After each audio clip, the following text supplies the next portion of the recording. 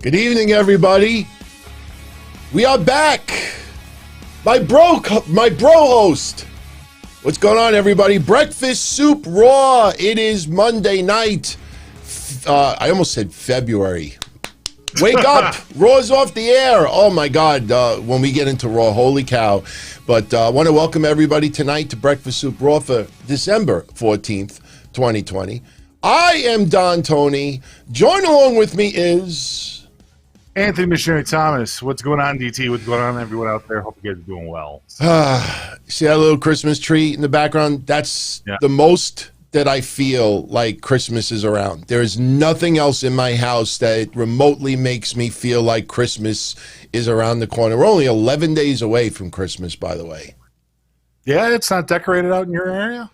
No, I'll tell you, the streets usually have like a lot of decorations, a lot of the stores, people's houses. I mean, some houses have some decorations, but I just think, people are just so angry with what's going on in this country. I mean, various things, not just COVID. I just think that people aren't in the spirit. And now there's rumors we might get this insane amount of snow on Wednesday. So, hey, it'll come and go. And, like I've said, even earlier on the Q&A, as long as I got my friends, as long as I got my family, as long as I got my health and all of you out there, I mean, honestly, that's all that matters. Especially with everything that's going on in this world, politics, crime, just a lot of tension on both sides, COVID. We try to do the shows to put smiles on people's faces, not the opposite. So I'll tell you, speaking of Raw tonight, man, they opened up this show with, what did they call it? The Nightmare Before TLC. And it was supposed to be Twas the Nightmare Before Christmas. Did you see that garbage? It's the kind of hokiness that WWE is known for. I mean, I don't know who that's for. I feel like, and I don't want to sit there and say that, oh my God, look at them. WWE is insulting their audience again. I don't even mean it that way, but I don't even see kids looking at that going, oh man, that was the funniest thing, wasn't it, Billy? This was the first night that and he was my favorite character, the whole Firefly Funhouse. But this was the first night that I wish I get the opportunity to kill Ramblin' Rabbit. I mean, that soundboard playing the same goddamn, hey, dude, hey, dude, oh, dude, hey, dude. I swear to God, I wanted to break my TV. It wasn't funny. It wasn't funny. And I wrote down Bray Wyatt's jokes about Randy Orton, which was even worse. But oh God, that was just awful. I mean, those weren't even Laffy Taffy bad jokes. Those were just awful. And I don't know if that's supposed to make Randy Orton look like a face or a heel, because afterwards, obviously, if you were watching, he tried to burn him alive. He tried to burn him alive for Bray Wyatt's bad jokes. I did my own rendition. Miz did the poem. It was the night before Christmas. It was the night before the Nightmare Before TLC. And as I'm watching this, like, lines are coming to my head, and this is what I came up with as I'm watching it. I wrote, "'Twas the Nightmare Before TLC is what opened Raw. And as usual, this segment was quite the bore. Multiple segments with the same people shown. No wonder the Raw rating has consistently blown.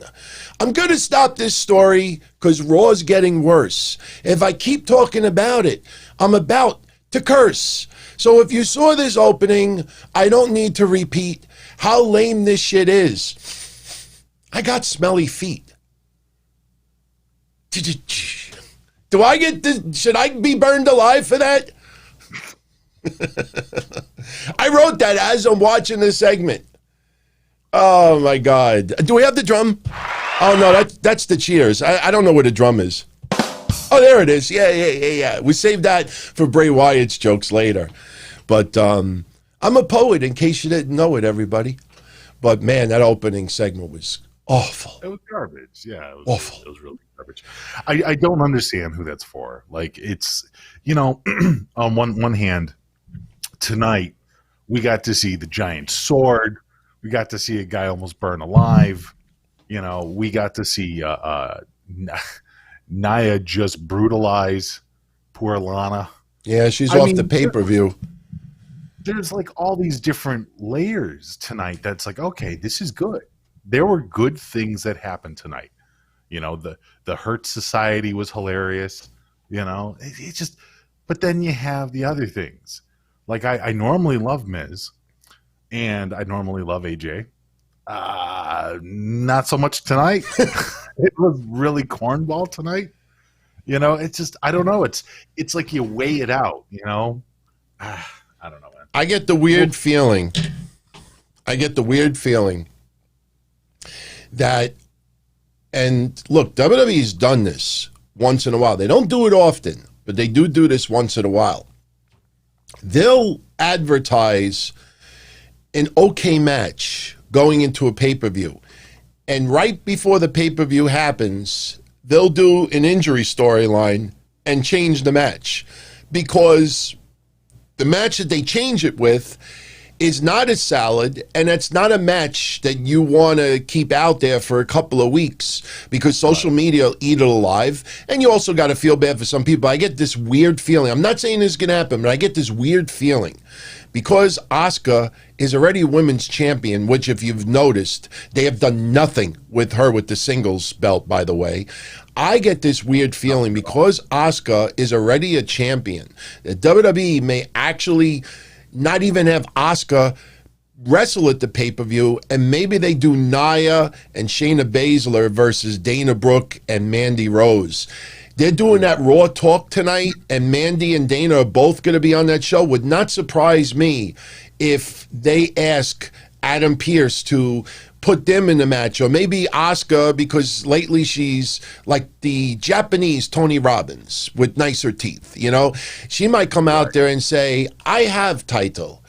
You two, you go fight for title, you know? So, I don't know, man. Yeah, it's a little rough, but I mean, Mandy Rose coming out there tonight wearing her leather and coming out there with a kendo stick. Not a bad move. Not a bad move. Good way to reintroduce her. Yeah. You know, I liked the back and forth. I like that Shayna still got the comeuppance on Mandy at the end there before Asuka jumped in. Yeah. So it was a good tat-to-tat, but once again, like, we're in a weird spot. I did not expect Lana to win the match. I don't know why. I knew I should have, and I think I even said it last week that she's probably going to win. But something going into it tonight, I'm like, man, they're not gonna let Lana beat Nia, are they? Sure. Miro with the tweet of the night.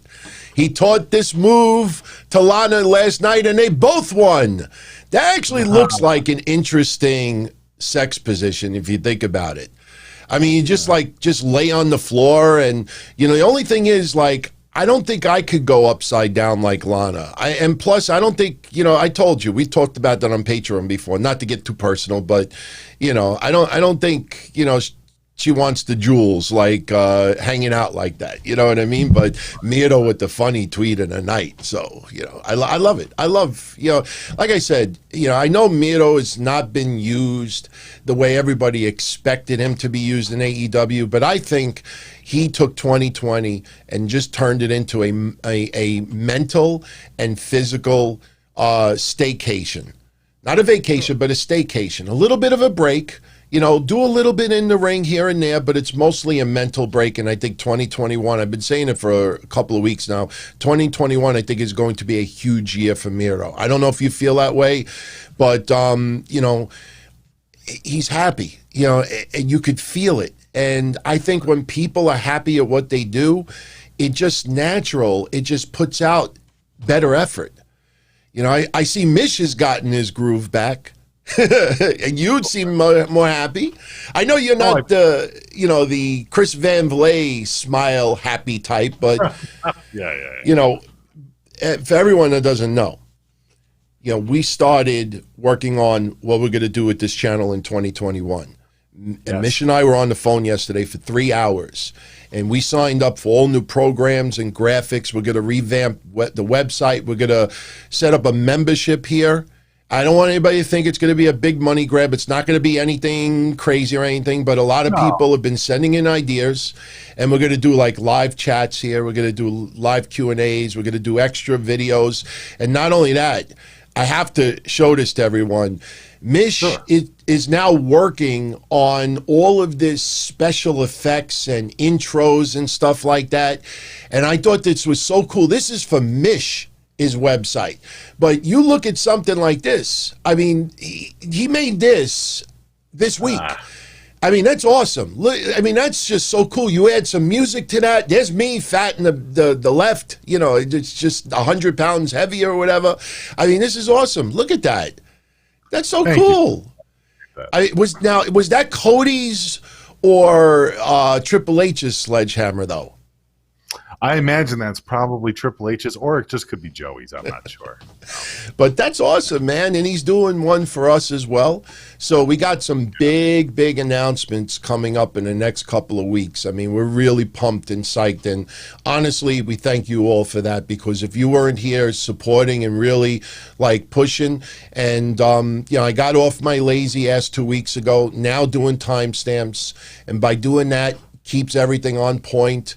You know, I'm staying focused, and I'm telling you, if you're a friend of the show, wait till you see what starts in 2021 at the beginning. You know, it may not be January 1st, but it's going to happen in January, and I'm telling you. And I say this, honestly, any of you out there, in the comment section, or if you want to do it privately, email me, dontony@dontony.com. If you have any ideas of what you want to see in this channel, if we do like a membership thing, like a members only thing, what you would like to see over there, I mean, we're here for you. You know, but I welcome everybody's ideas. Send them, because you'd be surprised how much of it would be used. So, what the hell was that?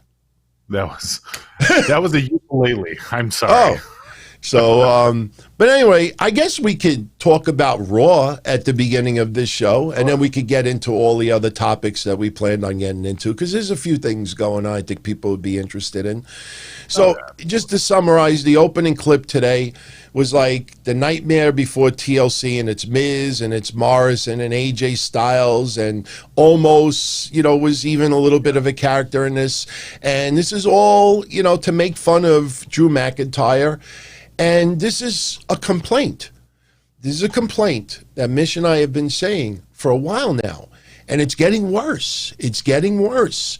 I mean, we thought it was bad when Miz and Morrison was doing all this stuff with Braun Strowman. But, back in the day, during the Attitude Era, or maybe even the early 2000s when Triple H got really annoying at that time, Triple H would open the show. Right after the commercial break, they'd show highlights of what we just saw. At the 1 hour mark, they would do a replay of what happened at the beginning of the show. Then you would get like a mid-show segment with Triple H on it. And then towards the end, there'd be a couple of teasers, and then Triple H would close it out. And I used to call it the Triple H Show when I did my hotline. I mean, it's not to that extreme, but I like Miz and I like Morrison, as do you. But week in and week out, it's the same thing. They open up the show, they do a backstage interview, they do another segment, then they do a match, and then there's something later on, and then there's a beatdown. I mean, I like these guys. I don't want to see them on my screen 4 to 5 times a show. The problem is that WWE doesn't really have an aim for them. It feels like, I don't know if you remember the old Insta Feud meme that used to float around in the Acme Insta Feud is what I used to call it. Yeah, you even called it that. Like, it really does seem like a lot of the programming today for WWE is suffering from that. It's a lot of tired tropes that they're using. And I think that the reason that they keep using these same tropes over and over and over again is because they feel like the current audience today hasn't seen them before. So while they're using the same basic, formula of open up the show with talk segments, go into an immediate fight, leave the fight, recap what just happened on the talk show segment, coming back from break, show somebody else, go to a match, maybe, then go to another talk segment, usually behind the scenes with an interviewer. It's like you can almost paint these entire shows by numbers, and it doesn't even look like they do anything different. It looks like they just change the positions of the night from week to week. There's more to, I guess there's more finesse needed for these storylines to continue, because some of the ideas of the storylines aren't bad. The Bray Wyatt Randy Orton storyline overall has been as annoying as it has been fun. Yes. I mean, the annoying stuff with the rabbit tonight was just god awful, but I love the idea of Randy Orton burning Bray Wyatt alive. So there's a lot of this. It's a mixed reaction. It's almost like everybody has a confused boner. You're not really sure why you have a boner, but you got one. It's like morning wood. You can't do anything with it. Right. It's morning wood. Yeah. You don't know what you're going to do with it. Are you going to go pee? You're going to go, make out with your wife? What are you going to do? Yeah. So WWE is suffering from this lack of clarity, this lack of vision. It seems like their storylines are very generic, and it doesn't seem to be going anywhere. Not necessarily because they can't do it. It's almost as if they're going through the motions. Because, like I said, on one hand you have something interesting with Shayna and Nia, and then on the other hand you have whatever the hell that was that opened up the show tonight. And even the end, when they had the little confrontation with Drew and AJ, as the title is being lifted, they put on this like intense music.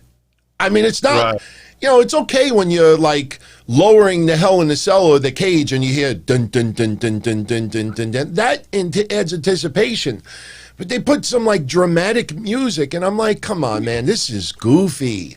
And let me tell you why, to me, I hated this Raw more than normal or other Raws that lead into pay-per-views. I'll tell you why.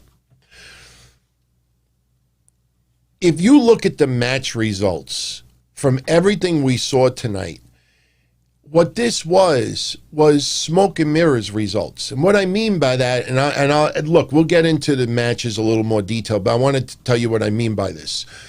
You had Lashley, Cedric Alexander, and Shelton Benjamin beat Jeff Hardy and the New Day. All right? And if you notice the last 2 weeks, and we talked about this 2 weeks ago, that they're having the Hurt Business dominate the New Day to try to give this suspension of disbelief that, hey, they may have a shot at the pay-per-view. Look at what's happened the last 2 weeks. And then the pay-per-view, the New Day likely will retain. And then you realize that for the 2 weeks, it was all this Hurt Business winning and dominating was just to try to make it not so predictable on the pay-per-view. Lana beating Nia Jax and all of this, victories recently was to try to give this impression, not necessarily that Lana could win, but that, and this is what I think a lot of people missed the boat on. For the last month, everybody thought the storyline was that Lana could actually win and become a champion and pull it out. It's the opposite. They were trying to do the storyline that Nia Jax and Shayna Baszler are vulnerable. That's why it wouldn't surprise me if it ends up being Dana and Mandy Rose, because they've been painting this picture that they're vulnerable. You see how they lost at Survivor Series. You see how Nia lost today. So the wins are smoke and mirrors, but in the end, in my opinion, there's no chance of Nia and Shayna losing those belts right now, unless there's like a huge falling out between the two, and that's way too early before Mania. Then you go down to Miz and Morrison beating Keith Lee, and we'll talk about Keith Lee in a couple of minutes, but it felt like, I think this is the beginning of the damage control of Keith Lee. I know some people right now are going to say, wait, he lost tonight. This is to repair Keith Lee. I'll get to that in a minute, but I'm almost done, Mish. Miz and Morrison won tonight because their dominance on Keith Lee, their dominance at Drew during some of the segments, give that suspension of disbelief that Miz could get involved in the main event, could maybe even cash in. So that's why they're pushing Miz and Morrison. Then there was one other one, Dana Brooke beating Shayna Baszler. Yes, there was a disqualification, but almost every match outcome for this pay-per-view is to try to not have the outcome so predictable. But I think in the end, almost every outcome is going to be predictable. Feels that way. It feels that way. Yeah. And honestly, when it feels that way, that's when it sucks the most. It shouldn't feel that way. I mean, even when Roman fought Jey Uso, we knew who was winning those matches, but we didn't care because the storylines were strong and you just wanted to see how they were going to get from point A to point B. Here, you know, it's to go from here to here, it just does not feel all that, you know, special. Yeah, no, you're right. I mean, that's the thing. It's once again, it's like what I was even saying earlier. It's this short-sightedness. It's this just non-commitment to having more finesse in their storylines. It's a lack of vision. And maybe it's because we're still in 2020. Maybe that's what it is. Maybe it's also because we're going into the Christmas season. And let's be honest, the Christmas season is a little light for wrestling fans on normal years that aren't the end of the world. You know what I mean? So maybe we're supposed to give them a break. I'm not sure. You know, but I know that I'm not as geeked up going out of this into TLC as I should be. You know, I'm hoping that Royal Rumble kind of turns it around. But for right now, everything feels very lackluster. It doesn't even feel like we're building to something else. Yeah. Like, see, that's the other thing, too, is that a lot of the times, you know, and I'm just talking in generalizations here, but the in-between pay-per-views, the ones in between the main four, even if they weren't strong pay-per-views, you always felt like there was a reason for the matches that down the road there's going to be some kind of a payoff or some kind of a build-up to another match or a build-up to another feud or a build-up to a gimmick match. Something. You know, there was going to be a purpose for it. But right now, I'm not even sure if there is that. I really don't feel like that there's a purpose to much. There's not a purpose to much. And even Matt Riddle tonight against MVP. I mean, what was that? You know, 3 moves and the match is over. And then, you know, and we don't even have Riddle and Bobby Lashley inked for TLC yet. I don't even know if that match is going to happen in TLC. It might be maybe a pre-show or something, but it just feels like everything is being done in reverse to, like, it's a desperate attempt to try to convince us that other people have a chance of winning some of these matches, and they get these abrupt victories or victories 2-3 weeks in a row, and then the pay-per-view happens and it's pretty much nothing more the same and nothing really changed. And then you realize, okay, we got you know, duped on Raw for 2-3 weeks leading into this. So I'll tell you, I'm not amped to see TLC. It almost feels like they want to go right to Royal Rumble, but they had TLC in the way. So let's just get this pay-per-view out of the way, and Royal Rumble is what really, you know, is where everybody is focused. Because it's the new year. Look, I mean, let's just be honest with everybody. It's the new year. People have the vaccine.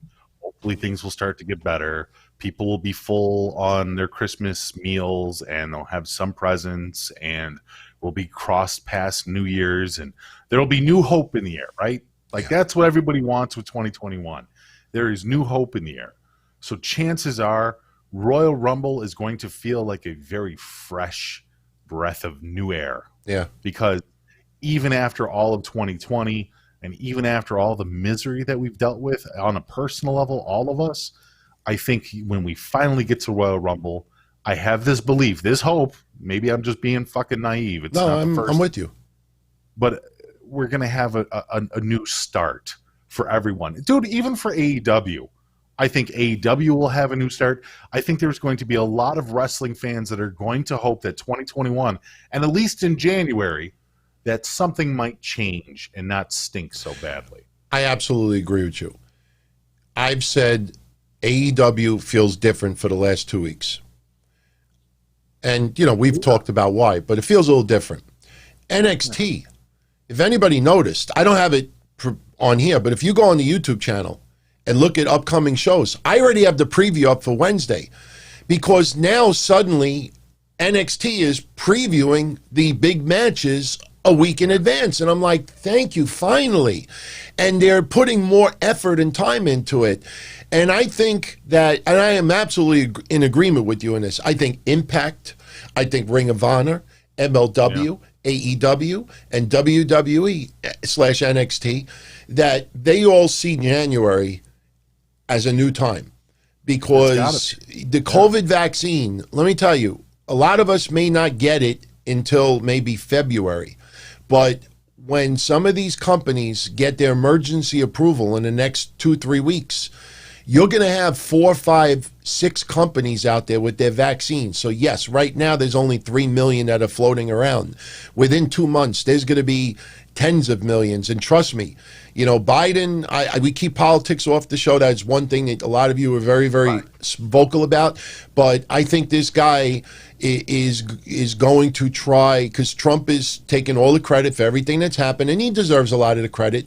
But if Biden gets tens of millions of doses out there months earlier than we even expect now, he will get a lot of that credit too. So a lot of these wrestlers, even Florida, my parents are looking to book Florida in January to get the COVID vaccine out there. It's going to be much easier for them to get it in Florida than here in New York, because New York is so messed up. My point is, a lot of people in WWE and AEW will go get vaccinated, you know, and will be vaccinated in early 2021. So right now it feels like some of these companies have gotten a head start as far as what is going to happen in 2021. It's not going to be a wrestling boom, but it's, you know, that little bit of feeling of normalcy and fans coming back.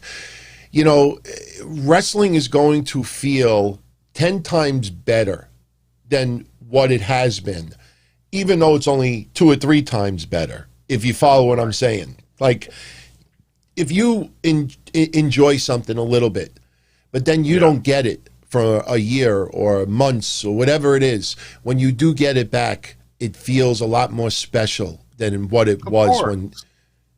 Of course, because people don't want wrestling to suck. That's the reality of it. Look, even though I can pretty much say unanimously, there's a lot of people even in this chat room, a lot of people in the downloads, a lot of people on Discord that will sit there and say wrestling sucks right now, and wrestling deserves it, but nobody wants it to stay that way. What kind of asshole is going to sit there and watch Raw and watch SmackDown and watch AEW and watch MLW and go, man, I can't wait for next week when this place sucks even worse? Yeah. Nobody's doing that, you know? No. So that's what we want. We all have this hope, this belief that it's got to get better. It's got to get better. And I think even this whole damn year, going all the way back to the miserable performance that WrestleMania was, going all the way back to that, I think people will give this year a pass, no matter where their allegiances lie, no matter what kind of wrestling they prefer. I think once 2020 is over, I think 2021, people are going to take a gamble again and get back into it. Yeah. I want to give a very special thank you to Joe Punches. You know, that was very, very kind of you. And, you know, like I said, you know, 2020 was a very difficult year, and, you know, a lot of noise, you know, politics, election, you know, riots, and, you know, little, you know, issues here and there. I mean, it definitely crept into a lot of the shows, but, you know, we're at the end of 2020, and I honestly want to make 2021 one of the best years in recent memory, you know, not just for shows, but just overall relationship life. You know, I mean, really, I don't see how 2021 can suck worse than 2020, unless obviously if something, you know, seriously detriment happens to you. And, you know, I want to throw this out here too. You know, Friday paid tribute to Zeus, Tiny Lister, who died at 62. I know you paid a little tribute as well. And, you know, there was a little bit of conflicting reports as far as what did he die of. Some people said heart attack. Some people said COVID related. So now we have pretty much, you know, we don't have the coroner's report yet, but, you know, people, management, family, they've all come forward with this. So I wanted to share it with everyone because a lot of people, I guarantee you 95% of you out there tuning in probably doesn't even know this. Tiny Lister, Zeus, Debo, he died of, appears complications from COVID. He wasn't feeling good, had a hard time breathing, and they were going to send him to go get a COVID test, and he died before he even had the test done. What a lot of people don't know is that Tiny Lister had COVID 4 months ago. So it appears that he got hit with COVID twice. And we've heard stories of people getting COVID on more than one occasion. It's supposed to be incredibly difficult, right? It's very difficult. It's very rare. It's very rare because you build up antibodies, but they also revealed that Tiny Lister was diabetic. So when you have the comorbidity, that really seriously hampers stuff. It's miserable, man. It's miserable. It's miserable. Actually, I tell you, you know, the holidays. I mean, it's horrible. If people out there want to be a little bit, no, I don't want to say depressed and anger. I mean, look, COVID sucks. Just exactly what Mark said in the chat. COVID sucks. And it's obviously sad, depressing, and everything else. But if you really want to get blown away a little bit, go on Google and type in famous people who died from COVID this year. It's not just like actors and actresses and musicians, but there are a lot of like B and C actors, and maybe like, you know, if you're into like maybe dance music, there's like, you'd be blown away as far as how many people died from COVID and you wouldn't even know it. So do that Google search and you'd be very surprised. But, you know, just really, really sad because he was going to get tested. And before they could send him to get tested, and they weren't putting it off. He wasn't feeling well. He talked to his family. He says, I can't breathe all that well. They said, come on, we got to take you for a COVID test. And then he was unresponsive, didn't answer phones. They did a welfare check and found him dead on the floor. Jesus, man. Yeah. So shout out to Neil Ray. God bless you, my brother. God bless you. Yes, he agrees NXT will be better next year. Look, I made a bold prediction on Wednesday and Friday, and I'll say it again now, that within the next couple of months, you will have one or more quarter hours on Wednesday night that is going to go over 2 million. I'm telling you. Remember I said that because people only pay attention to demos and they only pay attention to head-to-head, but there's been a couple of quarter hours. And Wednesday, there was at least 1 or 2 quarter hours where Wednesday Night Wrestling did like 1.8 million viewers. Did better than Monday Night Raw. So it is going to be better in 2021. And I got news for you. You know, you heard that stuff about Keith Lee, you know, and others being sent to the Performance Center. You know, This is to refine them and, you know, tweak certain things. But they're not the only people that go to the Performance Center. Almost the entire roster has gone to the Performance Center because they're not wrestling as much as they used to. They're not doing house shows. They're not doing more than just one match a week, so to speak. In some cases, not even a match a week. So doing this and getting yourself back in the swing of things, there are some wrestlers in all different feds that even though the year might have sucked financially, emotionally, you know, but it gave them a year to recharge, and little nagging injuries here and there. You're going to see some people bigger, better, stronger, and feeling a hell of a lot better than they did in 2019 going into 2020.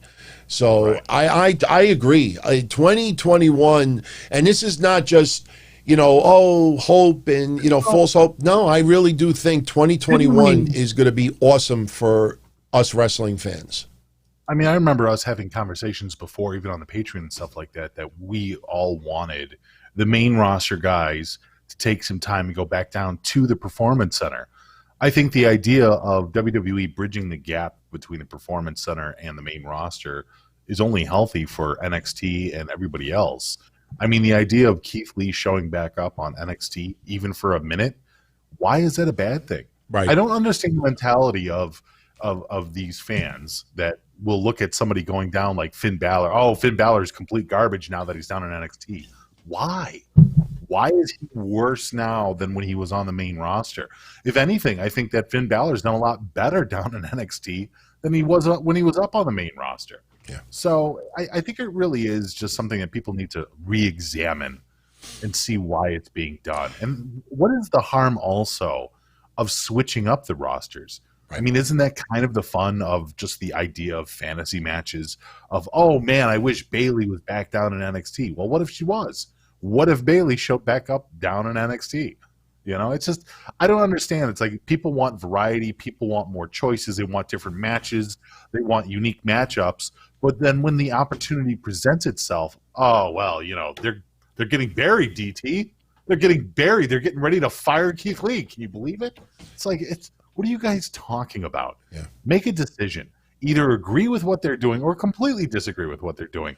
Don't sit there and switch your opinion as the wind blows, you know, every other week. It's a goofy stance, and you see it happen a lot. It's like, if anything, the company's trying something different. And while I'm going to be the first one to sit there and say that the main storylines, you know, the main roster storylines have been suffering, I think what they're doing with the talent is a smart idea. So tonight was the beginning of the rebuild of Keith Lee. I truly believe that. And I know a lot of people out there probably saying I'm nuts because he lost the handicap match with Miz and Morrison. But Keith Lee is not performing on the pay-per-view. Miz and Morrison are going to be involved with AJ Styles. They needed Miz and Morrison to get one over on Keith Lee or a big guy. And unfortunately, then, you know, I don't think anybody cares if Tucker is a big guy losing to them. Braun Strowman is not wrestling right now. Big Show makes an appearance once in a blue moon. And, you know, so it's just process of elimination. They wanted Miz and Morrison to be in a handicap match because when they show up on Sunday, they're not in a match. So when those two cause havoc, they're causing havoc as a unit, two people, not one-on-one. So that's why the handicap match happened today. But with Keith Lee, the loss today is the beginning of the rebuild of a little bit of an attitude change with Keith Lee. I'm not saying he's turning heel, but, you know, people will look back on this, and if they do start pushing him and there's a little bit of a tweak and people start enjoying it, you're going to look back to this night and say, this was the night of the beginning of the rebuild of Keith Lee. But I'll tell you one thing. You and I joked about 8 or 9 months ago that with Keith Lee's promos, like, it sounds cartoony. We brought that up like 8 or 9 months ago. Like when he talks, I mean, I think we said something about water. I'm going to have this water, and after I drink it, you know, it's just like, but what he does also that I noticed tonight is when he's got that angered look on his face, he looks like he's about to bust into laughing. You know, like when Miz and Morrison won and they escaped the ring and he's over the top rope looking at them and he's got this puss on his face, like, he looks like someone, like if you're competing with someone and you got this look on your face like that you're angry, but you're about to burst out laughing. That's what he looked like. So, you know, that's got to be tweaked. But I agree with you 100%. Bring these guys. And someone said to me on the feedback from the clip I posted yesterday, they brought up Dana Brooke and someone else. And I said, how do you know that they're not in the Performance Center working out also? I mean, people forget that you had, what's his face? The MMA guy that they were going to bring in, Tito Ortiz. He was training at the Performance Center. You think he was training by himself? You know, there's a lot of wrestlers are going there to try to knock off some rust and try to work this. And just to finish up what you're saying, this is the time you do it. When there aren't house shows, when you're not getting back to a normal schedule, you take advantage.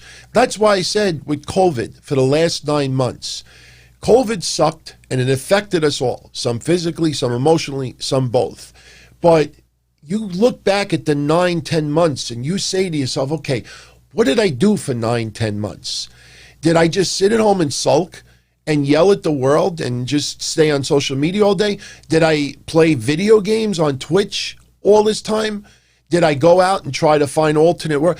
Like, what did you do for those 10 months? So for these wrestlers, for this 10 months of lack of events and this and that, this is the perfect time. When you have downtime, like Mish and I, when we have some downtime, you know, what are we doing as far as, you know, we did new programs yesterday, working with graphics, working with banners, tweaking this, changing shape, you know, because you don't want to waste. We all like to veg once in a while, but you don't want to waste that quality free time that may not be available a couple of months from now. So right. I see nothing wrong with it. I think people's problem is we all agree. Vince McMahon has shown too many examples in the last bunch of years he is out of touch. There's a difference between being PC and out of touch. He is out of touch. And when you have a guy that absolutely refuses to retire and is out of touch, and maybe he's earned the privilege, you know, for staying on in some capacity. When you have someone who's that out of touch in your view, and he is the one that sends them to the Performance Center, people take it personal. They get personally offended by it. If the report came out that Triple H sent them to the Performance Center, I guarantee you almost everybody online would have had a totally different take on it. And they would have said, you see, Triple H sees that these guys are not working out on TV, that maybe refine this, tweak that. People would have said a totally different thing about it. But because it's Vince, everybody wants to rip apart Vince. Of course. So he's the scapegoat. He'll be the scapegoat for a long time. That's just his role at this point. I mean, I don't think Vince does as much as people like to think that he does anymore. I mean, you'd like to think that he's actually enjoying some of his later years in life, but I don't know, man. Yeah, it's easy to blame the old man. Yeah, one fall, Vince was out of touch. He's been out of touch for many, many years. Oh, yeah, many absolutely. years. But don't you think that other people in the company know that? Like, that's one of the funnier arguments to me. It's like, oh, everything that goes through Vince, it sucks because there's just nothing. But this isn't just a Vince thing. This is a structural issue. Look at how many times that they're hiring and firing different positions in that company. It's ridiculous. Yeah. They have a really high turnover rate in WWE, it seems. Yeah. But it's not just Vince. You're telling me that his daughter and his son don't notice that Vince's acumen isn't as crisp and sharp as it was back in the 80s? I mean, come on. I tell you, you know what's interesting about it? And by the way, shout out to 90s guy.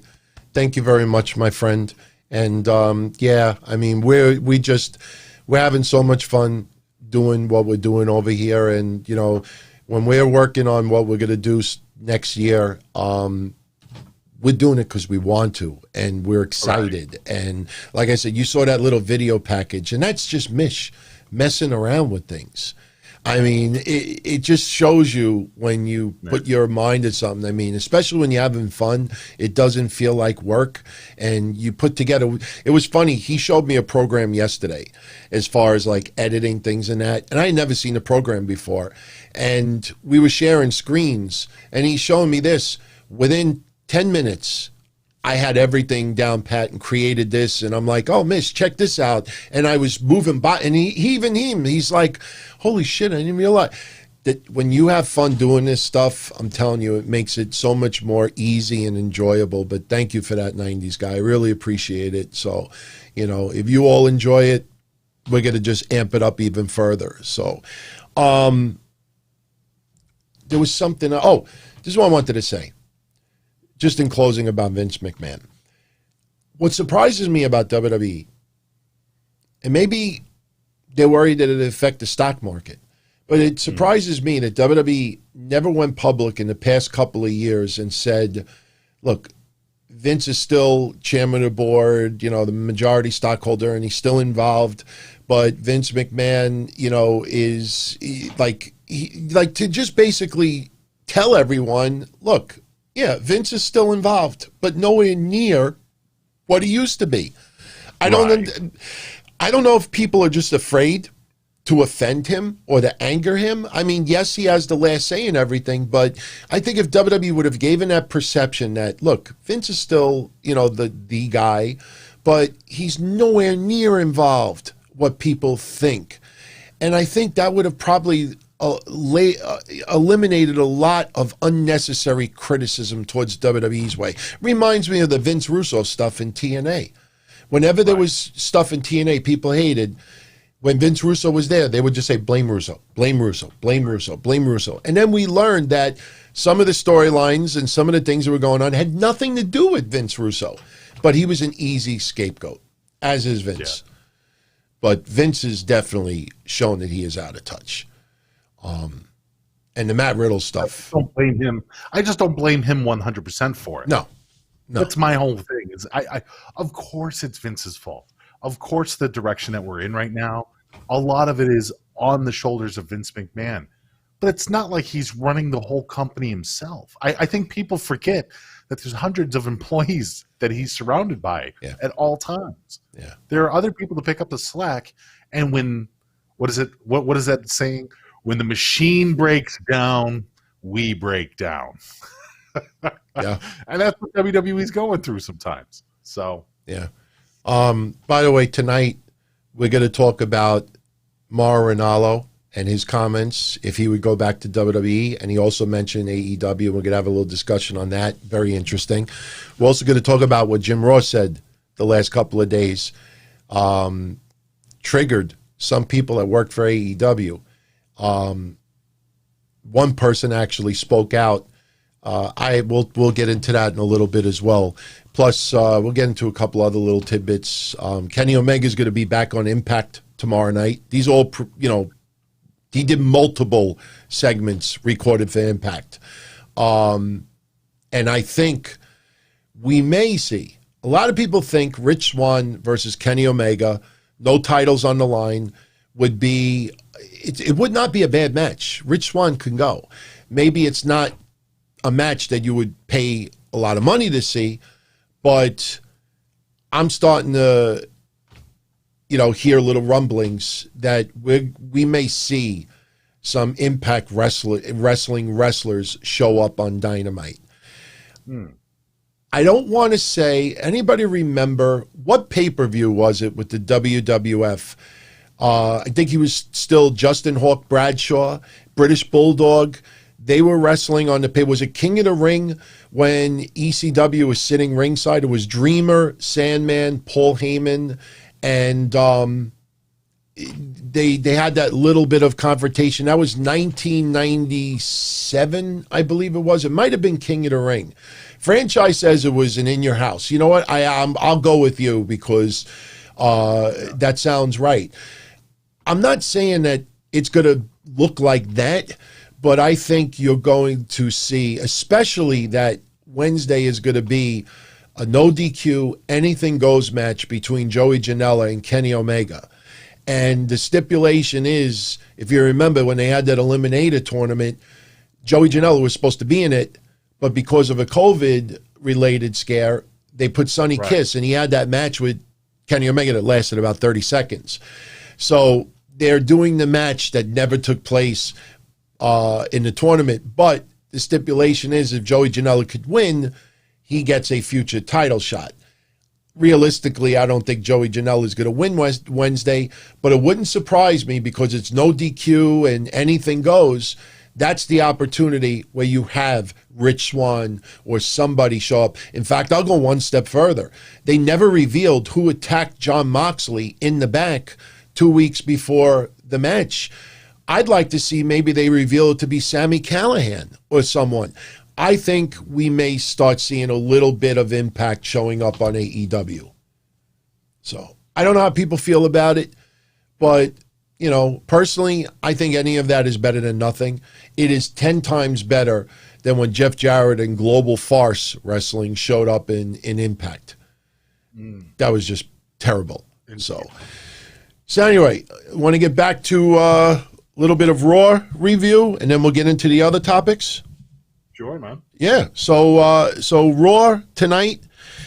Yeah, we had that opening segment with Miz, Morrison, AJ Styles. Just goofing on Drew McIntyre. Sheamus came out, and I'll tell you, you and I talked for about 5 or 6 weeks ago about Sheamus and Drew McIntyre having a feud, and that's happening. But I'm starting to think that how it happens is going to be a little bit different than what we thought.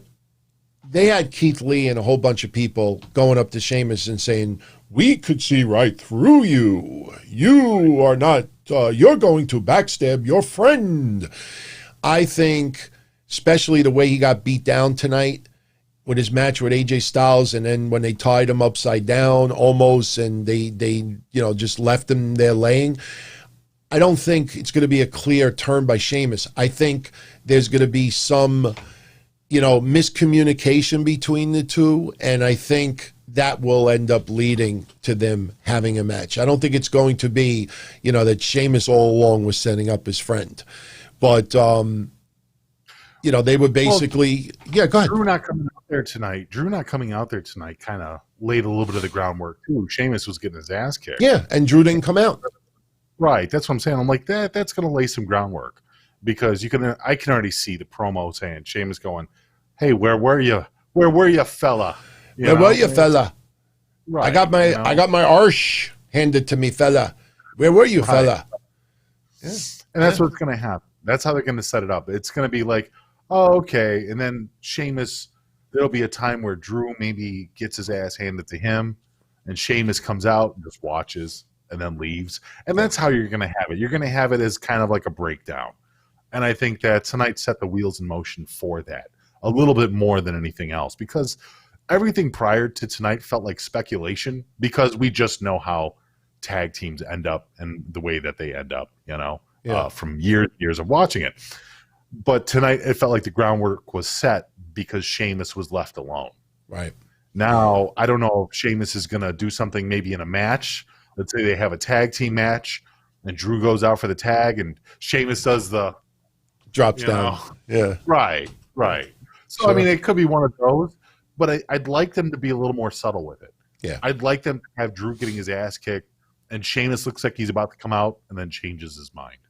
Because then that leaves it still a little bit subtle, as opposed to the actual turn when you like, nah, I'm not going to deal with you. Shout out to Doug Eaton, watching us through his television. Very, very cool. Use a Roku or Fire Stick or something, because that's... I was actually... Oh, let me tell you about this. I might as well tell you this live on air. So, okay. I was looking up how to build our own Roku channel. And me and you talked about this before a little bit. It is not difficult. We can actually have a streaming Roku channel very easily. Yeah. I don't know if you ever took a look at it and saw what it took to actually do it. Yeah. But we could actually have our own channel, our own network, where we can broadcast 24 hours a day. We can have our shows up there. We can have other shows up there.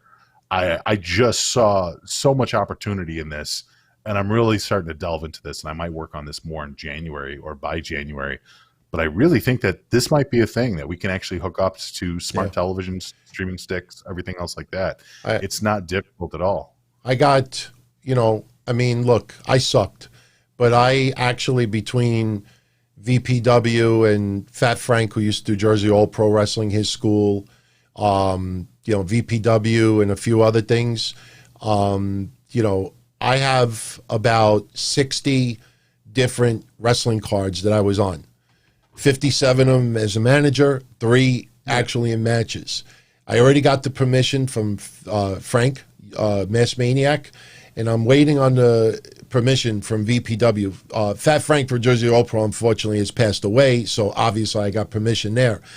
But we're going to start putting up a lot of the horrible stuff that I did, so I think people will get a good laugh out of it. I think the one everybody will love the most is when I got the concussion and got legitimately knocked out from a chair shot. Just literally knocked out. But we're going to work on it. So, and in a couple of minutes, everyone get by the keyboard.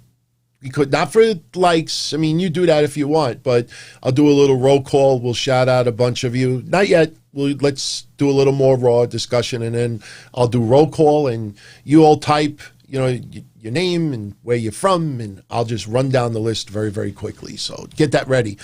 AJ Styles wrestled about 15 minutes against Sheamus. I tell you, even though a lot of people out there just want to see Sheamus retire, he was battling, I think, that spinal stenosis a little bit too, and he almost did retire.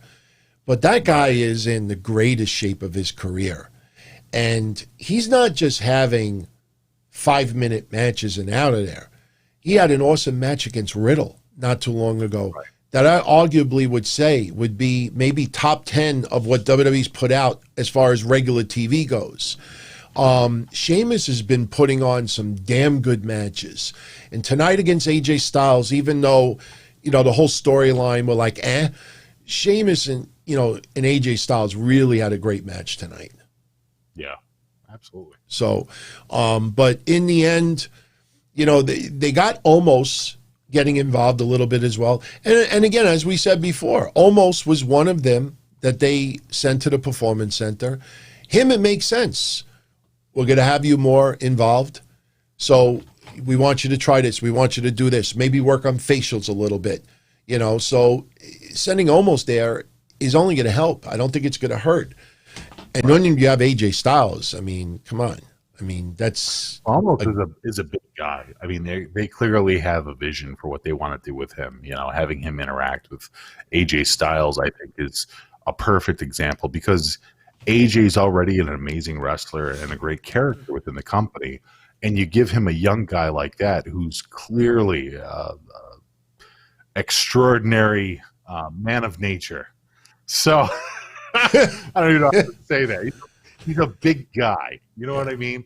And big boy. AJ can actually rub off on him a little bit. So absolutely. AJ Styles gets a little bit of a cheap roll-up win, right. Which is fine. I mean, that doesn't hurt Sheamus much at all. But then, almost tied Sheamus upside down, tied in the ropes, and then AJ Styles did, constantly chair bashing him till he's pretty much unconscious. And like you said, maybe next week after TLC, hey, maybe Sheamus, confronts him at TLC. Where were you, fella? Monday I got my arse handed to me, fella. Where were you? Where were you? And I may not be out there for you tonight. So I sound Asian. I sound Asian more than I sound, Sheamus's accent. But I thought it was a damn good match. Yes, it was a good match for sure. Hurt Business basically harassed somebody working in the back, poured milk over him because he was eating a bro nut. Yeah. I mean, it was funny. Look, you know what? I've come to the realization that they're actually pretty amusing because they don't act like complete clowns. Yeah. I mean, look at the Street Profits. When you look at the New Day lately, it's just clown antics. Yeah. It's always, always, always clown antics. At least the Hurt Business, they're living up to their heel status by being trolls, by being asshats, by being bullies. And it's kind of funny. And it's a nice breath of fresh air that you can have a non-PC group in a PC world. You know what I mean? They're bullies. Yeah. They're big bullies. But bullies that are kind of cool, So right. You kind of feel like, hey, if the Hurt Business, twisted me into a pretzel or poured a little milk over me, I probably would, screenshot it and put it as my wallpaper, So getting harassed by the Hurt Business might be a badge of honor, than anything else. But Matt Riddle, because we're going to have tonight Bobby Lashley, Cedric Alexander, and Shelton Benjamin versus Jeff Hardy in the New Day. They're preparing for the match. And Matt Riddle shows up. He wants to be in their corner. And since Big E is not with them anymore, he wanted to be Bro E. And like you said with the clowning stuff, Kofi's like, that's a great idea. Right. So they have the match. And that, was a decent match. Another 15-minute match. But in the end, Jeff Hardy once again succumbs to Bobby Lashley in the Hurt Lock. You could see where Jeff Hardy's role is now, to basically be the guy to give back a couple of wins to a few others. This kind of protects the New Day, so to speak. But then after the match is over, you have more dominance of the Hurt Business on the New Day to once again plant that seed that the Hurt Business has a shot against the New Day Sunday. Now, I'm not doing predictions till Friday because there's definitely going to be some additional matches added. But there's always a possibility that Cedric and Shelton would win the belts. But if they did, I don't think they would keep them all that long.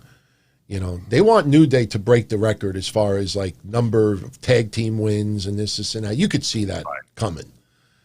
But in the back, you know, Asuka continuing to be the Japanese Tony Robbins, you know, you go to ring, you win.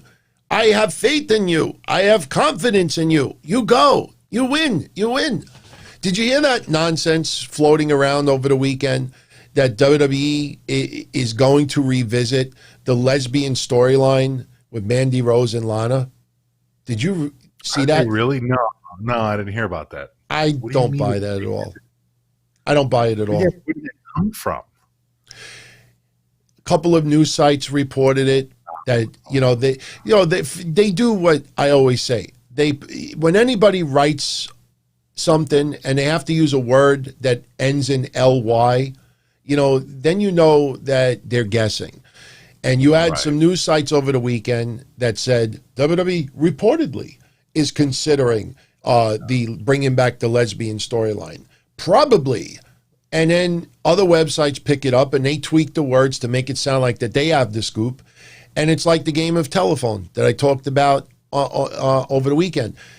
Right. By the time the last website reported it, it went from is possibly reportedly. It went reportedly to Likely. Lana and Mandy Rose come out as lesbians. Yeah. I mean, they have done almost nothing with Mandy Rose. I don't understand. Well, she's been out for a minute. She came back tonight. I mean, the thing with Mandy Rose is I think they're trying to restructure who she is because you're right. She's very bland. Like, it's amazing how such a beautiful young woman who clearly wants to be in wrestling has done not too much for a while. Like she's always on the outskirts of, relationships and, these weird little storylines. Like the only thing that WWE sees from her is her attractiveness. Like they don't do anything else with her. And I don't know. I don't know. What's her point? Well, then make her a valet or something, right? Like you and I were monitoring Liv Morgan and Mandy Rose.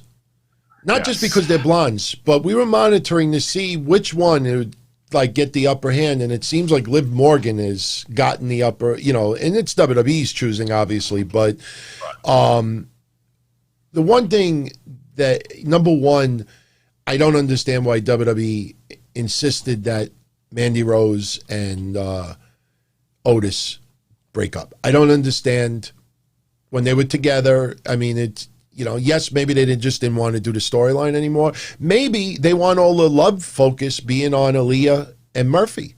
Maybe that's why they did the split. They don't want to have two romantic storylines. They don't want the focus to be taken a little bit away from one and to the other, and then you compare the two.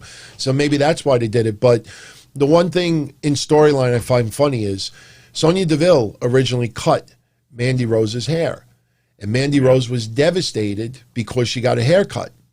And when you see her come out today, she's still got the same short haircut. You know what I mean? So it's like, yes, it's a little bit of a different look, but originally she was devastated about having her hair cut. Why not grow it back down? I don't know. I don't know what WWE's doing with Mandy Rose. Mandy. Like whenever I talk about Mandy, like I don't, if you know her intro, like I don't want to say Mandy. You always feel like you got to say Mandy. You got to whisper it. You got to whisper it. Shout out to Neil Ray. Jeff Hardy should turn to Willow and get a U.S. title run. You remember about 3 months ago, Jeff Hardy said that WWE was going to let Jeff Hardy like use his music as his theme. You see where that ended up, you know? I don't think WWE wants to. I think they want the oddball character solely for Bray Wyatt. You don't even see Finn Balor being the demon anymore. Yes, he has been wrestling, but I don't think they want an alter ego unless they did a cinematic match with Jeff Hardy and Bray Wyatt. Then I could see Jeff showing up as Willow. Maybe. I don't know. I was never a huge fan of the Willow character to begin with. Thought it was a little long. I'm good. Rambling Rabbit is enough annoying, oh my God, that laugh today got me so angry. Oh, God, I'm so angry. Oh, man. Just go listen to it back, watch it back, and just focus on Rambling Rabbit. I'm serious. I wanted to strangle that puppet today. And by the way, did you notice, because all of the stuff that the puppets do are always soundboard, when they did the segment where they were doing a field trip and they showed up at the Performance Center, if you notice, when Matt Riddle saw Rambling Rabbit, it didn't even sound like Rambling Rabbit. It sounded like Bray Wyatt talking like Rambling Rabbit. And the pig didn't say nothing because the soundboard wasn't there. So you have the pig, and R-Truth is talking to him, and he's just like, no sounds whatsoever. They turned into fucking mutes. The Wyatt puppets turned into mutes when they showed up at the Performance Center. So that's funny. Anyway, Lana beats Nia Jax in less than 2 minutes. Basically Lana, is getting her butt beat a little bit.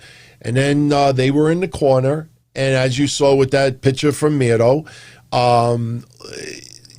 Nia got, twisted upside down, and Lana just like fell into her legs. And believe me when I tell you, if you put yourself in that position like Lana is right now, it's not easy to flip yourself over. You kind of like got to roll over with your hands and push yourself off, because I did that a long time ago. Like I was sitting down and I was, you would try to like do like rolling and everything, and I would rock back and forth and then try to roll, and you get your legs over your head. You did not do that. I did this a long time. No, for real. Okay, all right. Then I have to ask you, why in the hell were you trying to do that, DC? Does anybody remember the horse that we used to have when we were kids? It was like a yellow horse, and you blew it up with air, and the whole body of the horse was just a round ball, and you'd have two handles, and you'd bounce. It's like a bouncy ball. I don't remember what it was when I was a kid, but my brother, for his kid, had gotten something similar to that, say about 10 years ago. And I was sitting down on the floor and, rolling back and forth, and it just went like this. And I put my legs over my head, and I had a hard time getting myself out of it. So, but yeah, I love that tweet with what Miro said. But Lana gets the shocking win today. And then Lana and Nia and Shayna start beating the shit out of Lana. Lana crying, begging for mercy. Oh, please no, don't, please no. And her, what do you think about Lana, the way she sells? Yeah, she's good. She's good at that. Lana's always had girl balls. Lana's always given a bad rap by people when it comes to just, her in-ring stuff. And I understand that she's not the greatest, but she does have a knack for the charisma side of things, for the selling and stuff like that. Yeah, it's easy to believe that Lana doesn't want to get the shit kicked out of her, by somebody like Nia or Shayna. It's easy to believe, and she does a good job of selling it. Yeah. You really believe that Nia doesn't want to go through another table. You really believe Nia doesn't want to get punched in the face. Yeah, or not Nia, I'm sorry, Lana doesn't get punched in the face, so. Are you surprised they took Lana out of that match? No, not really. Why do you think it's surprising? Because she was teaming up with Asuka. And, you know, even though I didn't think they were going to win the tag titles, but Asuka, with her ability, you know, like, you ever hear, like, someone will say, look, don't do nothing, just ride my shoulders, and I'll do everything? Yeah. Well, And that's what yeah. she is. I mean, we've talked about this before, that she has that Mikey Whipwreck, Mick Foley kind of dynamic with her and Asuka. So when you think of it like that, she's not supposed to be the leader in this. She's not supposed to be the big moment. You know, it's still about Asuka. It's still about what Asuka can do. You know, Lana is Asuka's project. You know, that's why she gave her that goofy pep talk and everything before the match. And she did it, which was, you know what, if anything, the fact that they gave Lana the win should really shut up a lot of people, because a lot of people are like, oh, Lana's getting buried. Look, they kept throwing her through tables, and they're making an example of her because of Miro and stuff like that. And I'm like, oh, they gave her the win tonight. Mm-hmm. So what does that mean? Yeah. By the way, while you were talking, just out of curiosity, I did a Google image search just to see if that horse thing would pop up, and I got very lucky and it popped up. It was called Hoppity Horse. This is exactly the thing I had when I was a kid. See, Hoppity Horse? That's, yes. I mean, and the funny thing is, if you look at it closely, and people will actually laugh at this, just to show you like what we had as kids. Look at this. If you look closely, that is a tire tube. You know, the tube that you use to inflate like a bicycle tire. They didn't use like a plastic thing where you would blow it up and everything. That's actually a metal tire thing to fill it up with air. And we actually had that as a kids, and there was no like warning that, you know, that's what I had when I was a kid. Yeah, no, I've been on one of those before when I was a kid too. First off, that's like really thick rubber. Yeah, it's not like a bit of plastic. That's like an inch thick rubber, and that tube that you're showing right there, that's metal. Yeah, that's straight metal. Looking back on it, I wish I had my babysitter on that thing, just hopping up and down and everything. I think I probably would have reached puberty a couple of years earlier. But yeah, I'm sure there's some YouTube videos of that and everything. But so Lana gets laid out, and then we find out later that she's got some serious injuries, shoulder, leg, so she is out of TLC. We don't know who the replacement is, but I still have this weird feeling it's going to be Mandy Rose and Dana Brooke, and Asuka is going to step aside. Or maybe they do something where maybe they have Dana Brooke and Asuka, and then at TLC, Asuka is laid out in the back. Mandy Rose steps in for Asuka.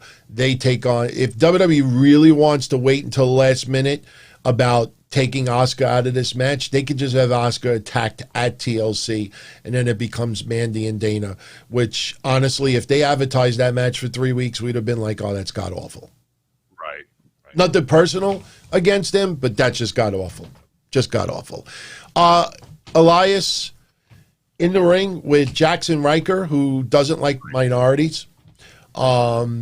Basically, Elias is talking about he was electrocuted, and Jackson Riker saying, well, Elias said he was baptized by lightning when he got electrocuted by the speaker.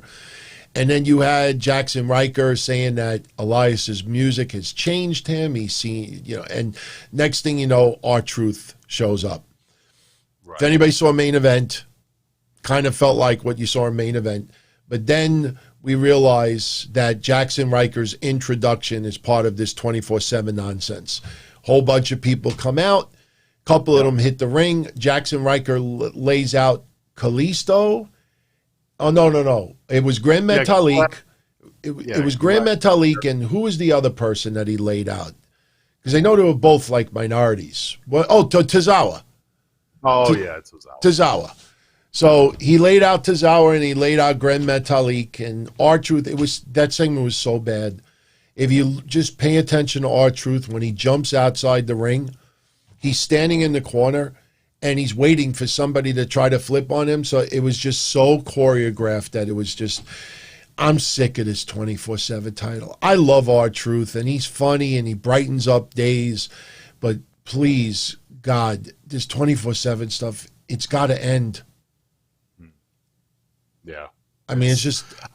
I don't know if I want it to end. I just want them to do more with it. You have a title that doesn't have to be defended live. You have a title that you can literally make up scenarios for like they did back in the hardcore title days. And they have toyed with that a little bit. I don't see why they can't keep doing it. I think it's a fun idea. Just do more with it. It's literally a title that doesn't mean anything. It doesn't feel creative anymore. That's what it is. There's no creativity behind it. It's like, you guys have no rules for this belt. This belt can literally do anything. You can fight for this belt anywhere. You can even make up places. I'm surprised they haven't done some goofy green screen stuff yet. But they don't. Yeah. So what the hell? You know? I mean, I don't want it to end, though. I like it. I like the idea of it. I've always liked the idea of a 24/7 hardcore title, hardcore belt, whatever. Just the idea, because back in the day, it was hilarious. It was a lot of fun watching Crash Holly run from everybody. And it actually built up Crash Holly as a lovable character who was kind of bland for the most part. Yeah. Because of all the people that he interacted with. And you have R-Truth, who is charismatic, who can talk, and who is literally carrying this title. I don't know why they can't think of anything else for the guy. Yeah. Devin, the reason why I said that about Jackson Riker, you probably didn't see this, but when he was a little bit political on his social media account and he was pro-Trump, then the Forgotten Sons got taken off TV. But when Jackson Riker was getting eaten alive on social media because he was a Trump supporter, people were labeling him as racist. So that's why I said that. I don't know Jackson Riker personally. I don't know if he's racist or he's not. I have never been told anything that would lead me to think that he is, but that just shows you, and Devin, that's my point, as ridiculous as it sounds, that I am saying that Jackson Riker does not like minorities because he laid out Grand Metalik and Tozawa. As ridiculous as that sounds, how ridiculous is it that people were accusing him of being racist simply because he was a Trump supporter? You see what I mean? If you can have it on one side, if it's not ridiculous on one side, it can't be ridiculous. I think they're both ridiculous. Seriously, I think they're both ridiculous. Yeah, I figured Devin didn't know. A lot, but yeah, that was a lot of the nonsense. I mean, to be honest with you, I don't blame you because I was never a fan of Jackson Riker. So when all that stuff was going down, I'm like, that's why I always called them the Forgotten Sons of Bitches. They were forgotten. I forgot about them. Right. Miz and Morrison approaches Keith Lee in the back. They had a coin, and they flipped the coin. Miz called heads, and the coin said that they both won, Miz and Morrison, and Keith Lee with the choreographed one-liner that's the only thing you're going to win tonight. I don't think so. Miz and Morrison win, as we said before. The match was longer than I thought it was going to be. It went 10 minutes, which surprised me. But I truthfully believe, I really, really do, tonight is going to be a turning point for Keith Lee. I want to look at the glasses half full. Half full.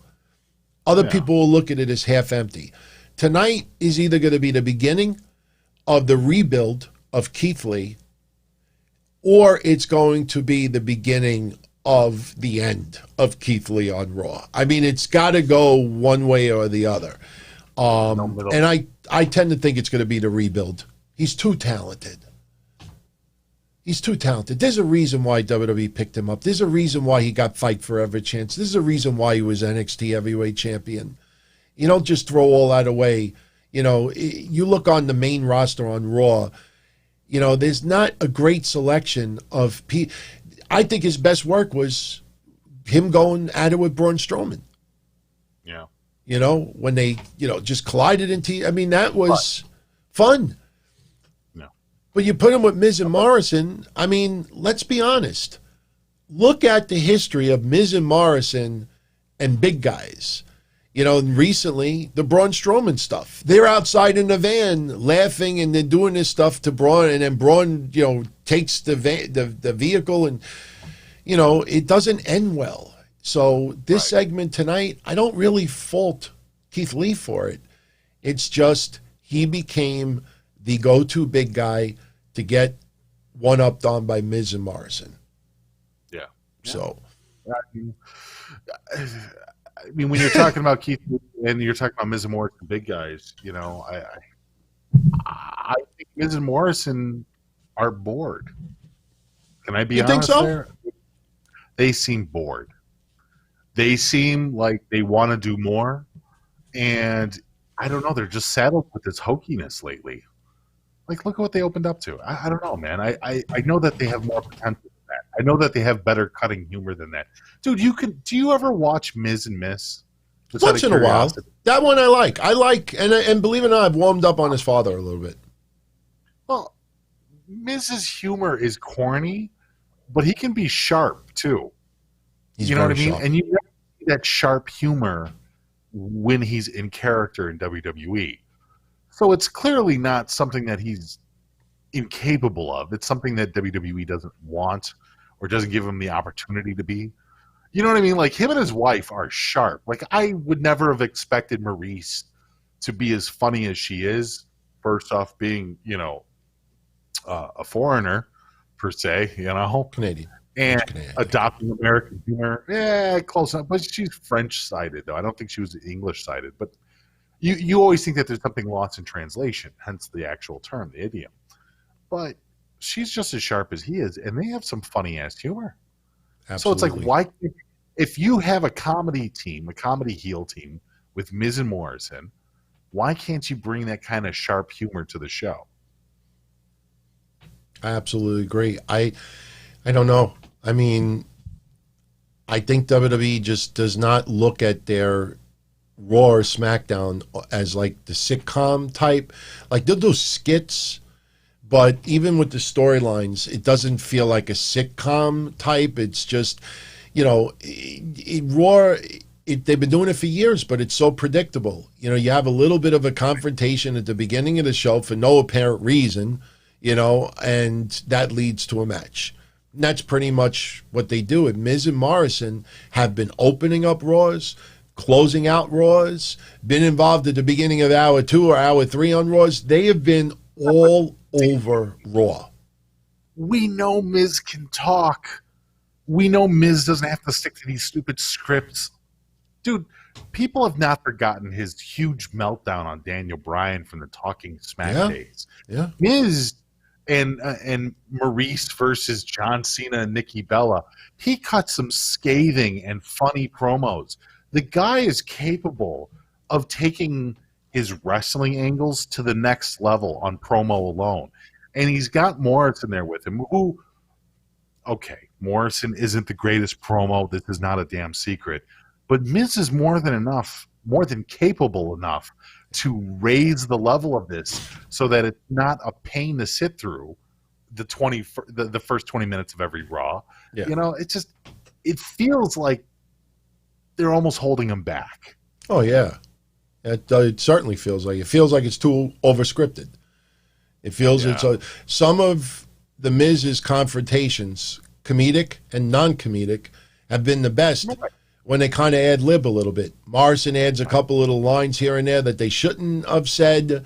You know, you feel it, the confrontation with that. Like, you could tell when Miz and Morrison are ad-libbing on some things. And it feels some points, like tonight, that WWE over-choreographed certain lines they insisted that they would, you know, say or focus on, and it fell flat. Yeah. It fell flat. Now we get to the Bray Wyatt stuff. They call this the field trip or whatever. And the weird thing about it was Bray Wyatt comes out and he's wearing his Fiend sweater, which is actually cool, the Christmas sweater. And we didn't even see the puppets yet. All we saw was Bray Wyatt walking down the rampway, and Tom Phillips says something like, "This is the strangest thing that I have ever seen." And I'm like, "What are you talking about? He's just walking down the rampway, like nothing had happened yet." And I think even later on, he said the same exact thing when the Fiend came out of the flaming box. It's just too many forced things to say, and the timing is off. He's walking out, just walking out. This is the strangest thing that I've ever seen. There was nothing strange about it. But then Bray Wyatt, he says there's not going to be any fun on Sunday when Randy Orton faces The Fiend. So since there's not going to be fun on Sunday, there's going to be fun today. And he starts cracking jokes. He got through 2. The first joke was, what's the best way to measure a viper? Inches, because vipers don't have any feet. What do snakes use to clean their windshields? They use windshield vipers. And then Randy Orton comes out and he wants to play hide and seek. And Bray's like, I like games. So they play hide and seek. And then Bray's in the back. He bumps into the, wow, I just came up with something. No, it wouldn't sound like, instead of moron, broon, no, that wouldn't even make sense. He runs into, Jeff Spicoli, and he's... Did you notice Meltzer mentioned Jeff Spicoli this weekend? And I'm like, yeah, we've been mentioning Jeff Spicoli for a month. Oh, and by the way, there was something else tonight. Somebody mentioned it earlier that something happened tonight that we were saying all along also. I can't remember what it was, but it was pretty cool. I can't remember right now. But they're doing a hide and seek thing, and ultimately Bray Wyatt opens a door and there's a rocking chair, like the old Wyatt promos. And Bray's sitting in the rocking chair. It's rocking back and forth on its own. And he's sitting in the rocking chair. And then Randy Orton attacks him from behind, opens a giant box, shoves him inside. This was a pre-recorded segment, obviously. Bray Wyatt was not getting changed while inside the box. But they did this segment where he set it on fire, and then the box opens, and Bray turned into the Fiend. And he does the mandible claw and pretty much chokes out Randy Orton. And that leads into TLC. And I liked the segment with the box. I liked Bray Wyatt popping out of it and just choking out Randy Orton. I liked Randy Orton's face reaction, like he couldn't believe what he was seeing. It looked like almost like a bad horror film, but I liked it enough. I liked the fact that they went back to the fire. I liked the fact that they definitely made sure that you remembered their previous feud. They kind of caught me back in with this. I really like this backstage segment. I could do without some of the goofy Bray Wyatt jokes. That felt just so flat. Yeah. Because it's almost like when he went to this whole Firefly Funhouse thing, it was almost a play on insanity in itself. And I don't know at what point that it started to change, but now it makes him look corny. It makes him look weak. It makes him look like he has a split personality, but one of his personalities is a baby. It's naive. And the Fiend is more a collection of the Bray Wyatt that we want. It's the savagery. It's the unrelenting demon. It's the just fire and anger. And I want to see that character paired with something that makes more fucking sense. The Firefly Funhouse Bray Wyatt it's done. We're done with it. It's stupid at this point. It's absolutely stupid. The puppets are stupid at this point. It's not stupid, but they're using them in very stupid ways. It's the same thing that WWE unfortunately has to do with everything. They take something that gets popular and then they beat it into the fucking ground. You take something that people like because, oh, that's clever, and they beat it into the ground, DT. This is another one of those cases. These puppets are wearing thin, man. I'm totally done with them. I think I think we both agree that Alexa Bliss is showing up Sunday. Yeah, I can see that. Wonder if Nikki Cross gets involved. That's one of the new changes. That's one of the better changes to the Bray Wyatt character is allowing a female to be a part of this. And Nikki Cross, nah. if she shows up, is it going to matter, DT? Is that going to change anything? I don't know, man. I mean, what do you want? You want to see a Randy Orton, Nikki Cross tag team? No, but I mean, put Nikki Cross on SmackDown, please. Put her in NXT. I mean, obviously, it reminds me of what happened with Mandy Rose and Sonya Deville. It's a shame of what happened to Sonya Deville, but people may remember that I said, without Mandy Rose, what storyline does Sonya Deville have? And without Sonya Deville, what storyline does Mandy have, other than the Otis stuff? And, Naomi. once Sonya Deville stepped away for obvious reasons, and then she was separated from Otis, they had nothing. People may remember that we used to say, without Sonya Deville, Mandy Rose will have nothing. And, you feel that. And they kind of did that with Liv Morgan, too. They had Liv Morgan and Ruby Riott against each other. And then they realized, WWE, we don't have nothing without them together. And they put them back together, and that was the right way to go. But Nikki Cross, without Alexa Bliss, there's nothing. There is zero. There is absolutely nothing. Don't you think that a girl that has roots in being insane herself, all right, can we... Lexi, I got the gold. I got my family in Scotland. I can't lose. Got my family. Which one makes more sense to Bray Wyatt? Nikki Cross should have been what Alexa Bliss is now. Nikki Cross would dress up like Alexa Bliss to make the Fiend do one of these, Well, I don't know if it matters, but that's what I'm saying is Nikki Cross comes from a place of being mentally disturbed and outraged. Do we forget how she came into the company? Do we forget the ravaged wild child that she used to be? The Alexa Bliss tamed her. That whole storyline tamed her. And while she's still a fantastic wrestler, as far as her character goes, it's shit. Yeah. So it doesn't make sense to me that Alexa Bliss, the prissy one, the princess, is the one that all of a sudden went crazy and went with Bray Wyatt. It should have been Nikki Cross all along, personally. It made fucking sense. Alexa Bliss. Let's be honest, though. Alexa Bliss is hitting a home run in this role. She's doing a phenomenal job. But it wasn't made for her. It was. Do you see what I'm saying? Yeah, no. It wasn't made for her, but she accepted the role very, very well. Of course, you're not going to turn down money. Hey, you think there's any chance of Asuka teaming up with Charlotte Sunday against Nia and Shayna?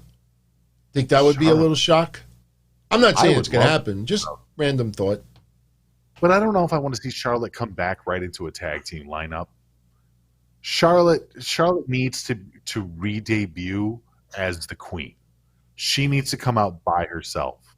And while it could be fun to see her jump right into the thick of things with 3 other people, I don't know about that. And here's the other thing, too.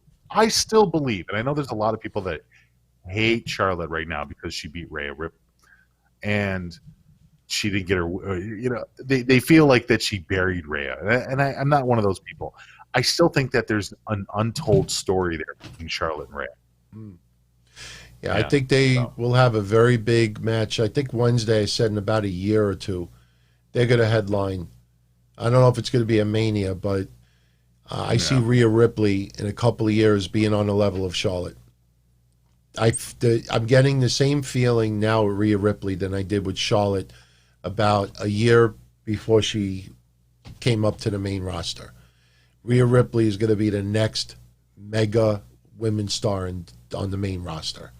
I really feel that coming. So we had Dana Brooke, as we said earlier, beats Shayna on a DQ. This felt an awful lot. Wasn't it the Riot Squad with Nia and Shayna where one, or it might have been 2 members onto, I think, against Nia, and they beat Nia. And then there was a DQ finish with Shayna. And this is kind of protects Shayna, and because they feel a little more expendable with Nia getting the abrupt loss, especially when her weight is used against her. It felt a lot like that. But after the match is over, they're going at Dana Brooke, and Mandy Rose tries to come to the rescue. She's got a Singapore cane. And there's one thing I got to say also about Keith Lee from earlier. I forgot to say something I got to bring up. But, they get the Singapore cane, Nia and Shayna, and then Asuka hits the ring, and Asuka hits her with a couple of shots, and she comes to the rescue. And we'll see what comes out of Raw Talk tonight. But one thing I wanted to say, I completely forgot about. There was something tonight that some of you out there, if you didn't notice it, go check it out again. There was a spot in Miz and Morrison's match against Keith Lee that was horrendous. What happened was Morrison was towards the left side of the ring, laid out, and Keith Lee was near the right side of the ring. And Morrison got up, and Keith Lee was supposed to pounce him over the top rope outside the ring. Problem is, this isn't Adam Cole doing it, with all due respect, and the top rope is not the guardrail, so it's much different. Remember when Keith Lee did that, I think to Adam Cole, and he went a couple of rows into the crowd? They tried to do that with Morrison over the top rope, and Keith Lee, I think, was a little too far away, and you actually see Morrison set himself up and jump up and then get knocked over the rope. It's going to be something that people are going to pay attention to the next couple of days. It looked really bad. For WWE standards, that looked really, really bad. So,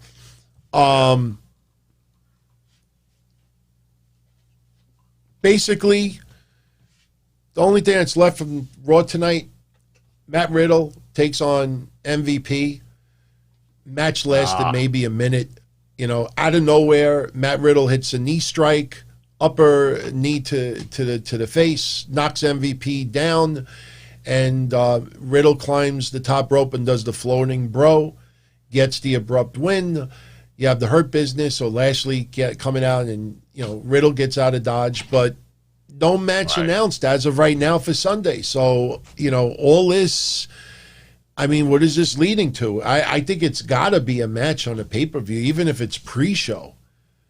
Why are they wasting all this time if it's not going to be a pay-per-view match? It's got to be. It's got to be on the pay-per-view.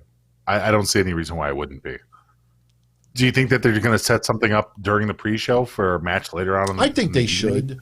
I think it's good enough to be a pre-show match. Look, I think Lashley and Riddle will have a pretty damn good match. Riddle could go. His character is, Jeff Spicoli, like we've been saying. But, and it was funny, too, with all due respect to Dave Meltzer, because everybody knows I do like him and I subscribe to his newsletter. But when they were talking the other day saying that, like Vince, or I don't know if they said Bruce Pritchard, saying that they don't know who Jeff Spicoli is, I think they forgot that there was another segment taken from Fast Times at Ridgemont High not too long ago. And that was the pool segment where Otis was fantasizing him having the kiss with Mandy Rose. That was from the same movie. So WWE has referenced a couple of times from that movie already. So it's not the first time that they referenced that movie. So I think they're very aware of that movie. But close out Raw. You have a promo exchange between McIntyre and AJ Styles. It's going to be TLC for the championship at TLC. And basically Drew McIntyre is attacked. And you get, once again, as we said before, usual suspects. Miz, Morrison, they're beating the shit out of McIntyre. AJ Styles, and the funny thing about it was I was paying attention to the clock, and USA Network gave WWE an extra 20 seconds tonight.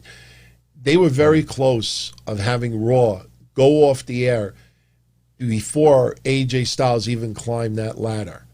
AJ Styles set up a table, put McIntyre on the table, climbed the ladder, and put Drew McIntyre through the table, and then Raw went off the air. Very rushed. Trying to give that suspension of disbelief that McIntyre is, beat down, maybe a little injured. Are you looking forward to AJ versus Drew? I'm I don't think it's going to be a bad match, but when I think Drew McIntyre said that, people always wanted to see Drew McIntyre versus AJ Styles. Like, what are you talking about? I don't think I ever I like Drew. You and I have supported him, but I don't think I really was interested in seeing that match. Well, I don't know. I think his matchup against 2020 is going to be the headliner that people are talking about this year. That's what I remembered. Yeah, We've been saying, you and I have been saying for the last 6 months that we're going to look back on 2020 and say that Drew McIntyre was the COVID champion. Remember, we've been saying for 6 months. Tonight, Drew McIntyre cut a promo and pretty much said the same thing. They don't like using the word COVID on TV, yet they win an award for COVID awareness. But Drew McIntyre said that he was the champion for the WWE in uncharted waters.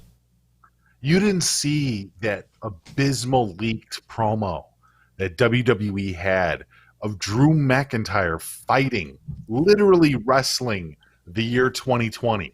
2020 comes out. It's the numbers, right? Like there's a video logo. I actually tweeted it out.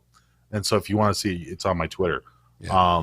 But he's wrestling up against the COVID virus itself. And he's beating up the COVID virus.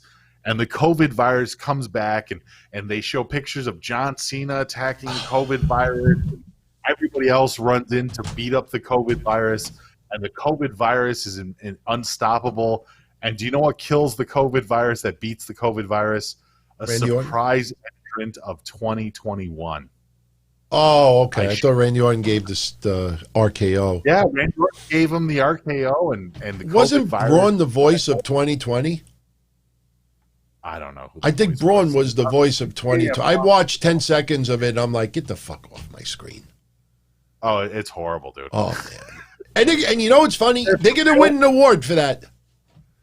They're going to win an award. How do you win an award for COVID awareness? I don't even think they've ever said it on maybe once on regular TV. How do you win that?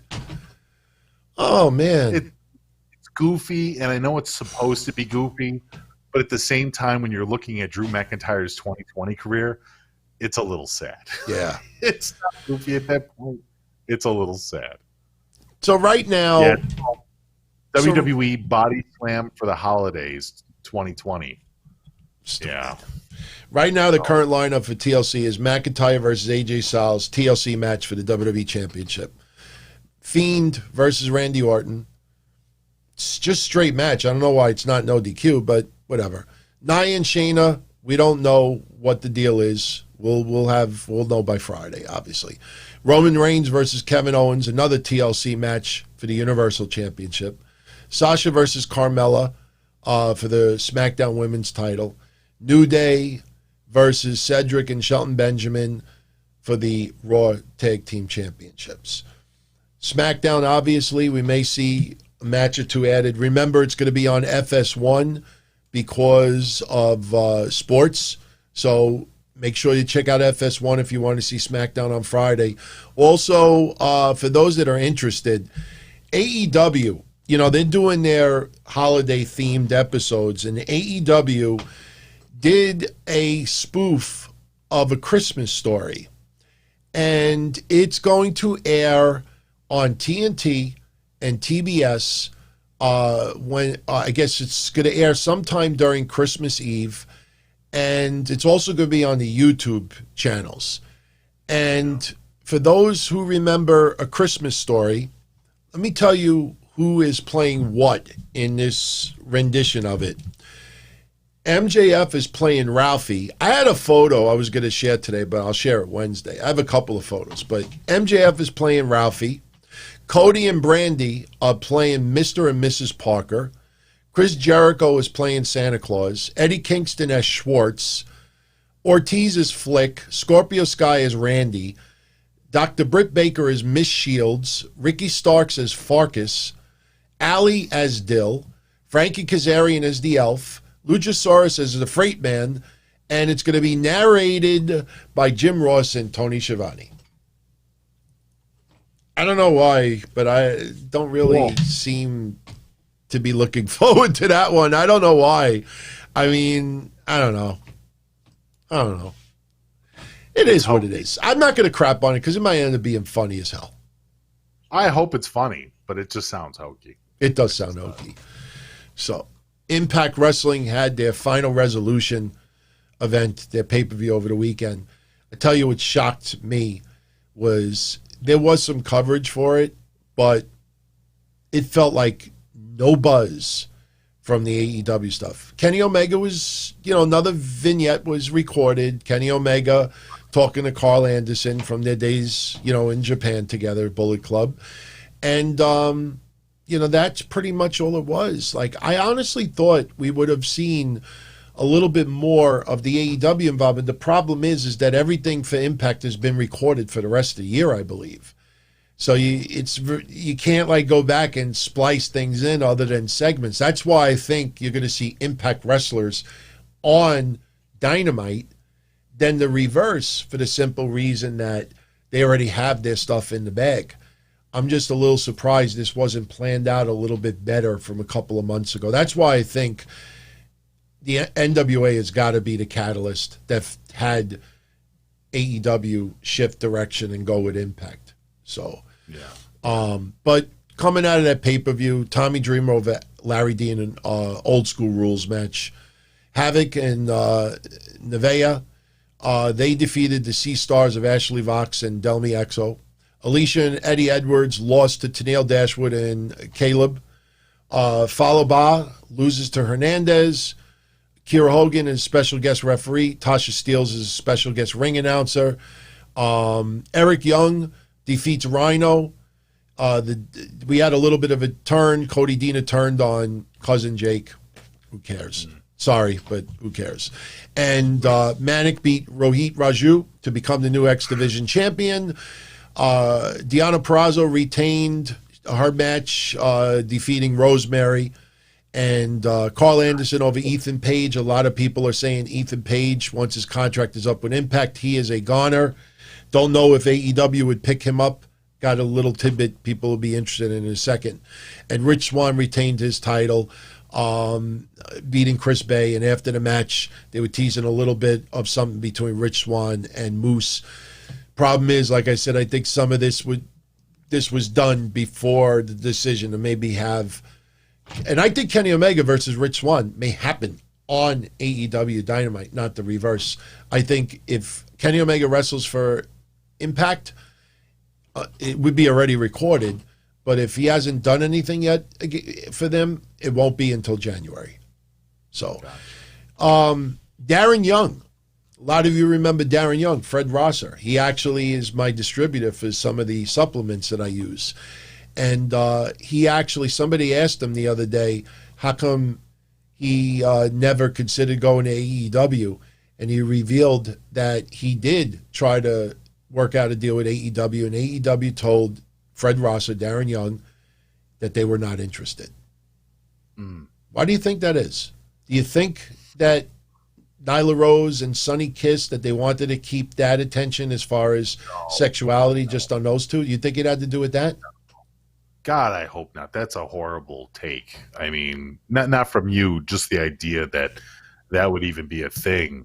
There has to be another reason. Maybe they just don't feel that his character was fitting some of the other characters in AEW, or maybe it's something like, we want you, but we don't want you right now, But to sit there and even speculate that the reason that they don't want him in is because there's too many gay people in AEW is just, it's odd. It's weird. Darren Young, you got to see the shape he's in right now. And he's working for New Japan. Like he's always, his goal, I shouldn't say it like that. His goal was always to be in New Japan. But the guy actually could work. And his physique right now is insane. And he was in good physique. Right. I don't know why. I mean, especially when you look at AEW Dark. Like, you don't even have room to, like, put him in a couple of dark matches to just see. I mean, he actually wrote on Twitter in capital letters, nope, and then in capital letters, not. So right. You could tell that Darren Young is definitely, Fred Rosser is definitely a little offended by it. And, I took a step back and thought about it. I'm like, unless they couldn't, it's not that they couldn't work out a deal. They just weren't interested. Right. Listen, yeah. Psycho in the chat saying right now, right now, Fred Rosser is a beast. I'm a little baffled by that. I'm a little baffled by it. I don't know. Well, I they mean, can't pick up everybody. I mean, let's be honest. AEW's got to curb themselves a little bit. They can't just pick up every single WWE cast off when they're cast off. I'm not saying that the guy isn't worthy of going on the program. Of course he is. But at the same time, AEW is – it's amazing that they're able to keep everybody paid and fed with the situation that they've been running in all year round. It's one thing for WWE to keep the lights on, but it's truly, truly an impressive feat that Tony Khan and AEW have been able to keep the lights on during this. I don't think that hiring more people on to the show is probably in their best interests right now. Right. But there's some people on Dark that you just say to yourself, why do you keep getting repeated matches? I mean, it's not like you feel like there's any future. It just feels like some people are getting some spots because of who they know there. You know? I wouldn't be surprised if a lot of those people are pay-per-appearance contracts. You know, like, you want to show up on Dark? Sure, we'll give you, a few $100. Yeah. You know what I mean? Like, I don't doubt that a lot of that stuff, too, might even be favors. Yeah. Hey, you want to do a little showcase of yourself on Dark? No problem, and maybe down the road we'll pick you up. Yeah. I don't doubt that any kind of exposure that some of these guys are getting is probably good for them because they don't have anywhere else to expose themselves. Yeah. Like I said, it's been a really weird year, and I think the most impressive thing is that AEW's been able to keep the lights on, and they've been able to keep the people fed. Yeah. So good for them on that. Yeah. Franchise, Darren Young, this isn't recent as far as Darren Young expressing interest in AEW. This is a while ago. So it's not like, it feels bloated now, obviously, but this is not very recent. He's only revealing it now.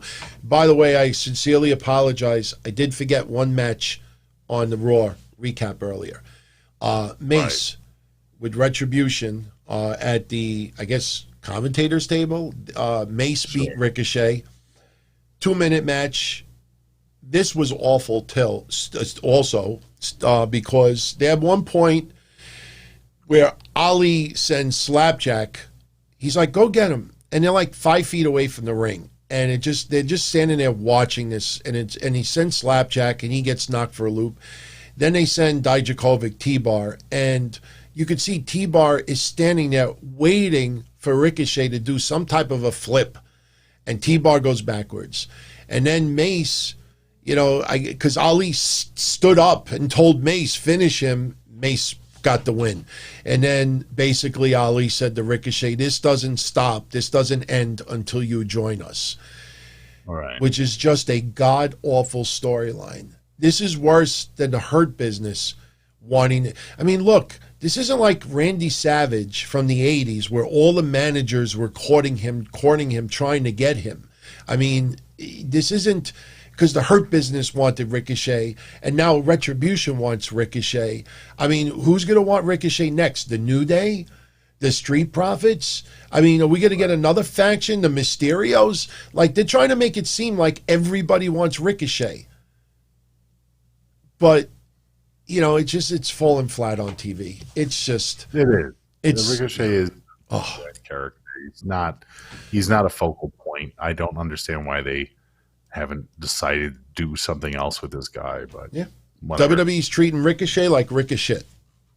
So anyway, we got 2 more things to get into before we go. One has to do with Jim Ross. One has to do with Mauro Ranallo. Mish, which one would you like to talk about first? Let's go with the Jim Ross one first. Okay.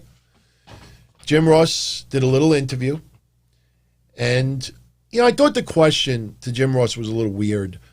Somebody asked him, should Shawn Michaels' super kick move or Jake Roberts' DDT, should that be a protected move? Like almost like a finisher only. And the funny thing is, when I heard that question, I immediately thought back to ECW, where Tommy Dreamer used to hit DDTs all the time. And I remember RVD beautifully bouncing his head off the mat from it. So the DDT wasn't always just a straight up finisher. But why that was brought up, that was weird. But Jim Ross's response was interesting. And it triggered a lot of people in AEW. I'm going to read it, and we'll give our views on it, because there's two things that really caught my eye that people, I don't think, one, people aren't realizing, but the second one, I want to make more of a statement. But Jim Ross's answer about those two moves, he said that the evolution of the business is bullshit. The vulgarity is from Jim Ross, by the way. The evolution of the business is bullshit. He feels those moves should be protected. The DDT is a finisher. The super kick is now just a part of the flow of a match. Nobody wins with it. What does that say to you? Does that say that guys back in the day were more proficient delivering a DDT or a super kick than this generation where things are evolving? Then he says, I want some proof of that shit. I want someone to prove to me that the changing of the wrestling business is what it is today and it's making a difference. I say no. I told the kid the other day at AEW that everybody does the same fucking spot. Jim Ross's words.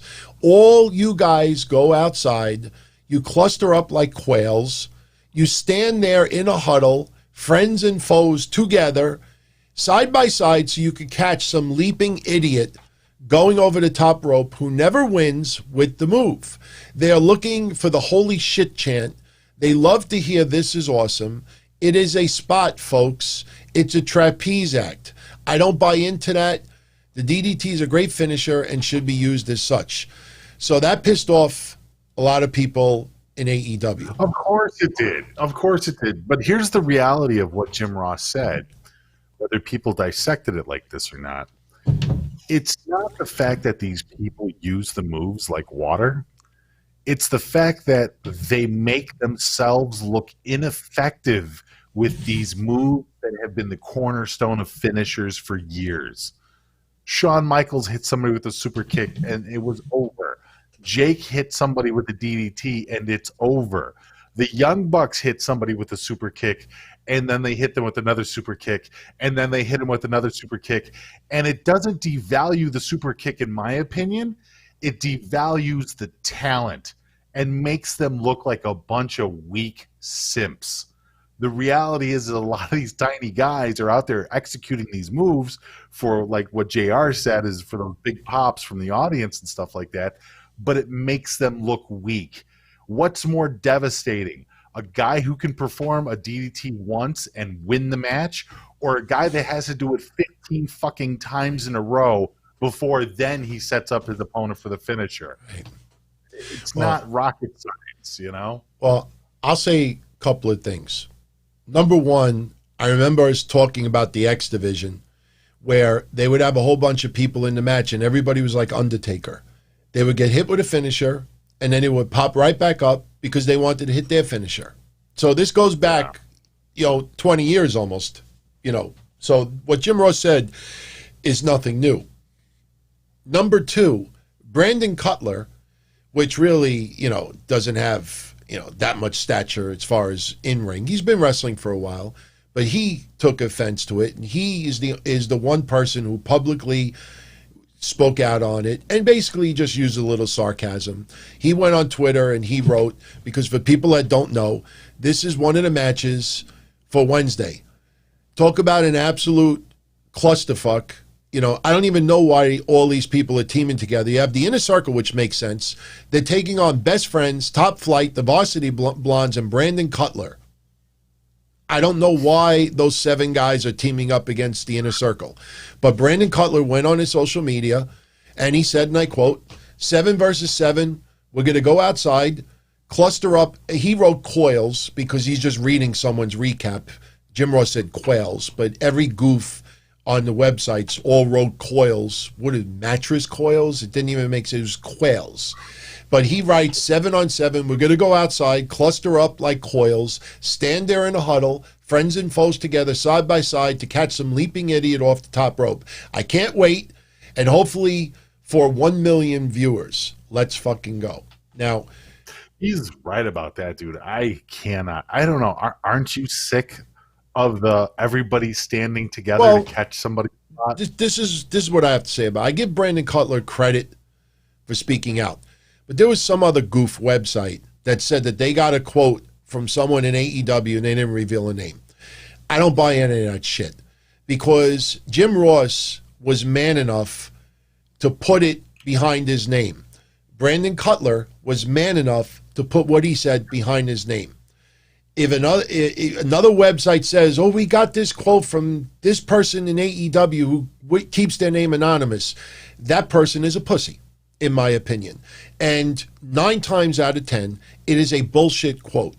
You don't know if somebody actually said that in AEW. I could come up in here and say, hey, I got a DM today about this, and person AEW wishes to remain anonymous, says that, Jim Ross is, veteran. And I can say all this stuff, and you have no way of knowing if it's true or not. My point is that if anybody's going to be outspoken, they should have the balls put their name behind it. But let me also say this. What people failed to miss the point is that Jim Ross was not talking about AEW. He happened to talk to somebody in AEW the other day and mentioned it. We just had that in War Games. I complained about it, where you had, Io Shirai climb the top with the garbage pail, and everybody's down there and they're looking like this. We talked about it with the Undisputed Era versus McAfee's team.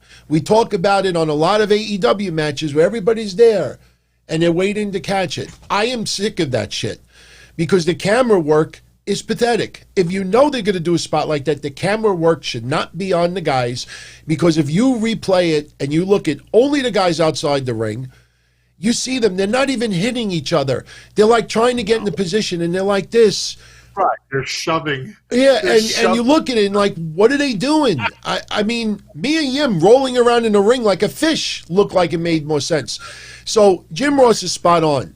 I say this. In this day and age, wrestlers do not respect people from yesteryear. Even if you're offended by what Jim Ross says, the proper thing to do is keep your mouth shut, and you got to listen to some of the veterans who paved the way for you. Maybe not in the ring for Jim Ross, but Jim Ross was 100% right.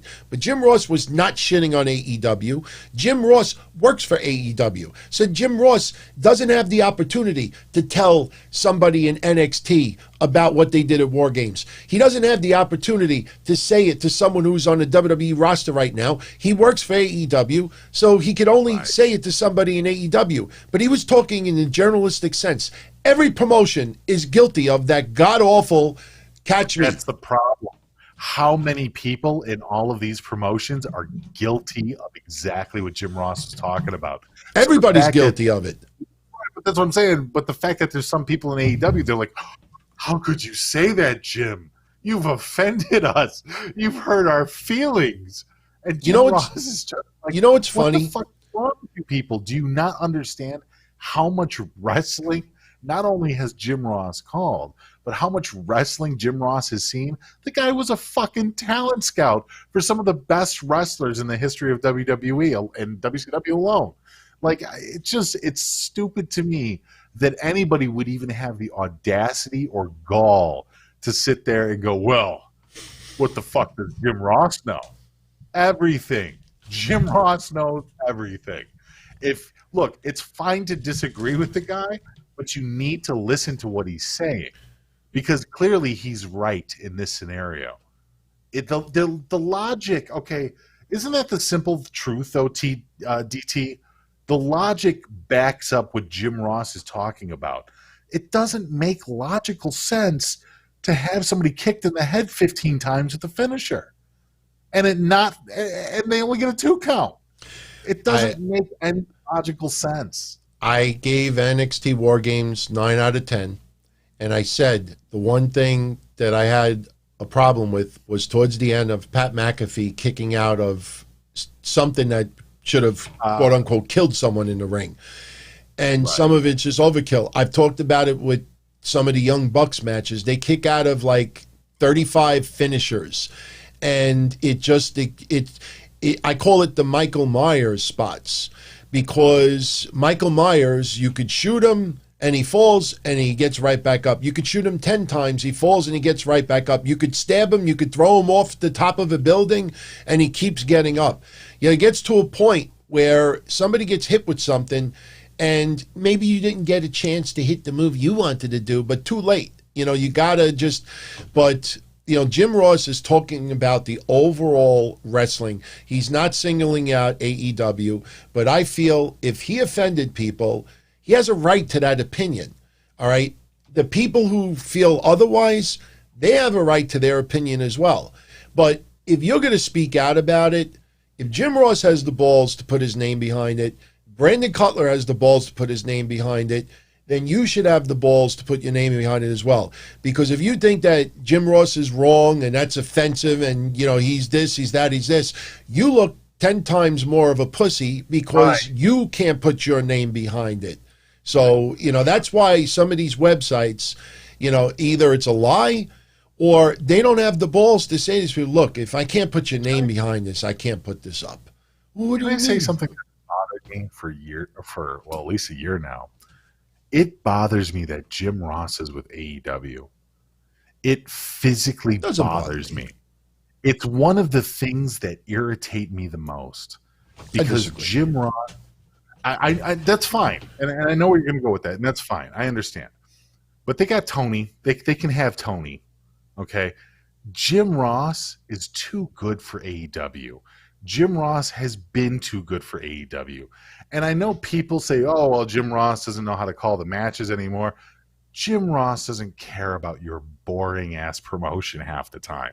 That's why it's like when Jim Ross is in AEW and people don't want to listen to a guy with that litany of knowledge, you're fucking kidding me, right?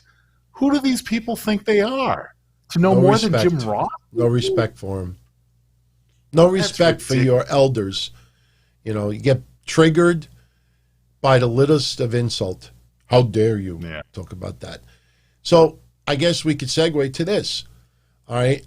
I personally think Jim Ross is better for AEW than not. And where does Jim Ross go if he's not in AEW? But Mauro Ranallo did an interview, and he talked about if he would ever go back to WWE, and in the statement he mentioned AEW. His very quick. Mauro Ranallo's answer is about WWE.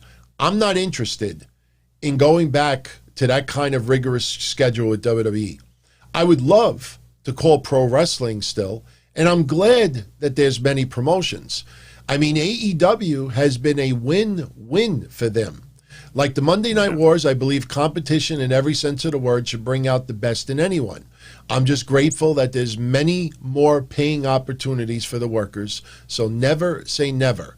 For now, I want to explore other options, do more voiceover work, and maybe host a game show if I could do the monologues. In the last decade or so of my career, just to do something I really wanted to do all my life. I'm a performer and a broadcaster. I want to do different things. But, it sounded like he's open, for AEW. And here's my question to you. All right. Do you think Mauro Ranallo would fit in for AEW? And yes, tremendously. I think Mauro would do great. Mauro has high energy, and it's something that WWE and NXT didn't know how to make use of. But I think in an environment like AEW where they're going to do 1,000 super kicks to the face, Mauro can just have a heart attack right there on TV every Wednesday, and people are going to just, Mauro Ranallo, I think the guy fits perfectly with AEW. Like, if you were going to ask me who they should have announcing, get rid of everybody else, just Mauro Ranallo, and then just have the Young Bucks go out there and have a super kick parade. I think Mauro fits AEW perfectly. Well, let me ask you this. In baseball, you have a 9-inning game, usually averages about 3 hours. Okay. Longer than an AEW Dynamite episode. But pay-per-views are usually longer. But my point with baseball is, at some points during the game, and someone who's doing play-by-play in baseball, maybe like after the 3rd inning, they take 2 or 3 innings off, and someone else comes in and does some commentating. Right. What about the idea of having Mauro Ranallo not do a 4-man team, but having Mauro Ranallo commentate some of the matches? You know, I don't want to say like when they invited Don Callis, but you have Mauro Ranallo maybe do like the opening match, and maybe you rotate a little bit, and Jim Ross does more of the regular ground game type matches, and you have Mauro Ranallo call the more high flying in the matches like this. Isn't that what got him in trouble with Beth and Nigel and everybody else? Mauro doesn't need anybody. Mauro is legitimately the spiritual successor of Joey Styles. Joey Styles didn't need anybody in ECW. Sure, they paired him up with people randomly here and there, but the majority of his career was all by himself. And let's not even talk about his career in WWE where he was with Jerry Lawler and that horse shit. But Mauro Ranallo, to me, feels like the spiritual successor of Joey Styles. I don't think Mauro needs anyone. I understand why they want to have 3-man teams and 4-man teams, but if a guy is so energetic and smart and funny and clever and witty and just on point, why would you water that down by having him placate to somebody going, "Yeah, I agree, Mauro. That was a devastating move, sir." Like, why? I don't understand why people hold back talent with other talent because they think it makes it better. You know what I mean? Mauro is not a guy that should be held back. Mauro's a guy that should be fucking unleashed. You know? I don't know. That's just my opinion. I think Mauro is capable of some great commentary. I think the guy is funny. I Mamma Mia to death. I think the guy is absolutely hilarious, and he has it. He's entertaining. When he's calling a match, I watch closer because he's excited. I become excited. I don't get that from pretty much any of the announcers right now on any squad, on any fucking promotion. I'm not getting that level of excitement. I understand that Mauro has some personal issues. We've talked about them before in different shows. We know that he battles depression, among other things. If he's happy and he's excited, use it. Why would you want to stifle that with anyone? Unleash the motherfucker. You have a weapon. Unleash him. You know? Yeah. I think Mauro Ranallo, if he had a choice between AEW and WWE, when he talks about competition and he's more about, hey, it's more for the people to work and this and that, and brings out the best in people, especially AEW's schedule, you feel like Tony Khan would accommodate Mauro Ranallo. Look, let's be fair. WWE did accommodate Mauro Ranallo quite a bit to make it a better experience for him. They went out of their way to have some special arrangements for Mauro Ranallo. And I'm not just talking about staying home because of COVID, but, you know, it gets to a point where WWE, you know, that's why they're in his ear and this and that. And, you know, I think he even said further in an interview that, you know, it's difficult to work for Vince McMahon, obviously. I just feel like Tony Khan would probably bend a little bit further to accommodate Mauro Ranallo, to make it very comfortable, probably let Mauro Ranallo be the boss, not necessarily, you know, say whatever he wants, but trust Mauro Ranallo a little bit more that, you know, Mauro Ranallo is good enough, elite, pun intended, to bring out the best as far as play-by-play in some of the people that are having these matches. I tell you, I'm very curious to see how Jim Ross reacts to whatever Brandon Cutler does on Wednesday. I mean, Jim Ross is a professional, and he'll probably just call it without any derogatory. He's not with anybody. Come on, Jim Ross, you're right. He's a consummate professional. He's not going to screw with Cutler. No way. Yeah. But I think Mauro Ranallo, if I was a betting man, I think Mauro Ranallo will be in some capacity in AEW in 2021. Even if they brought him in, because sometimes Jericho does play-by-play. Sometimes Shivani gets stuck in Atlanta because he does work, you know, for the radio. I think for baseball. I'm pretty sure for the Braves. I might be wrong, but there are episodes of Dynamite where they're an announcer short. I would be really curious if Tony Khan knew one particular episode let's say a month early or 2 weeks early, that they knew that someone was not going to be able to appear. Maybe they give Jim Ross one night off, and they announced that Mauro Ranallo is going to be the guest commentator for that episode of Dynamite, and see what if it affects the ratings in any way, or if it adds a lot of buzz to the episode. Yeah. You know, I'd be really curious to see how it would be handled. And it'll be interesting to hear Mauro Ranallo call some matches from people that he had never called matches for before.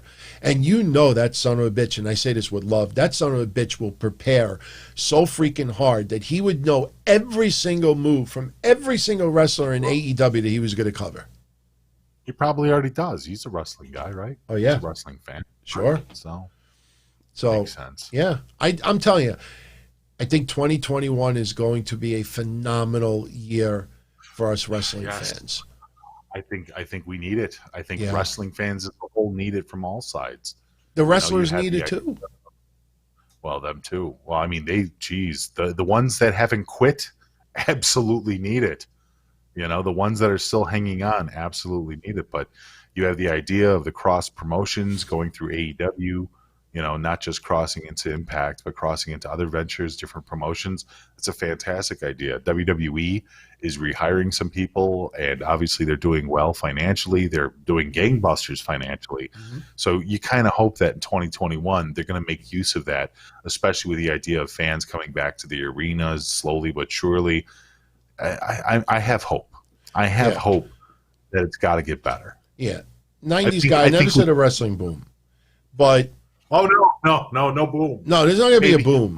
But how about a pop? Can we have a pop? You know what'll happen? You'll have some wrestling fans who have fallen out of love with wrestling and are looking for any form of normalcy in any form of entertainment. You know, like if you're outside in the summertime and it's 100 degrees out and you're thirsty and you don't have anything to drink, you get the opportunity to drink something, you'll drink almost anything. And it'll probably taste better than what it really is because you want it so bad. So you're going to get some casual wrestling fans who fell out of love with wrestling that because they're looking for an escape, because they're looking for any type of normalcy, because they're looking for any form of entertainment, they will give wrestling a shot again.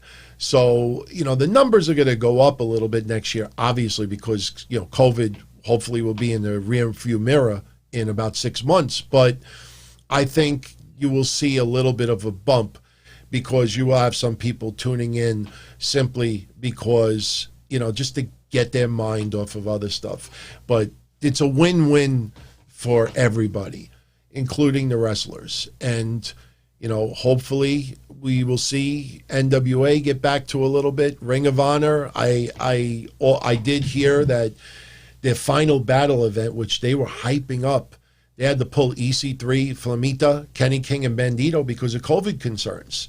We don't know if they got COVID or if they were around people that had COVID, but they're all off Final Battle, and that's devastating. Those are 4 names, very important for Final Battle, and they're off that show. So, you know, this vaccine cannot come soon enough. You know, and the good thing about all of us is that when the vaccine is available enough where we can all, I should say it like this, any of us that want to get it, they're going to be coming out with vaccines. They only need one. Right now, you have to go back in a couple of weeks and get a second shot. They're coming out with vaccines. They only need one injection, and that's it. So you wait a couple of months. By that time, you'll have the one injection out there. And, you know, I don't know, man. I hope, you know, 6 months from now, things are getting pretty much back to normal. I really do. And we definitely need to get our asses to Florida and party like we planned on it. So I would even consider C2E2 in Chicago. You know, sure. You remember I had my plane done. I had the hotel done. You know, I was going to meet up with Lee and a few others, and everything went downhill. Dude, I'm right next to O'Hare, so, I mean, it's not crazy to think that we can get a lot of this stuff done as soon as those borders come back up, Yeah. So How's John Krause doing? he's good. He's I guess after he took those antibodies and stuff like that, he's kind of healed up. He's feeling better. I hadn't talked to him today. I talked to him the other day though. So, but yeah, no, he seems like he's in good spirits.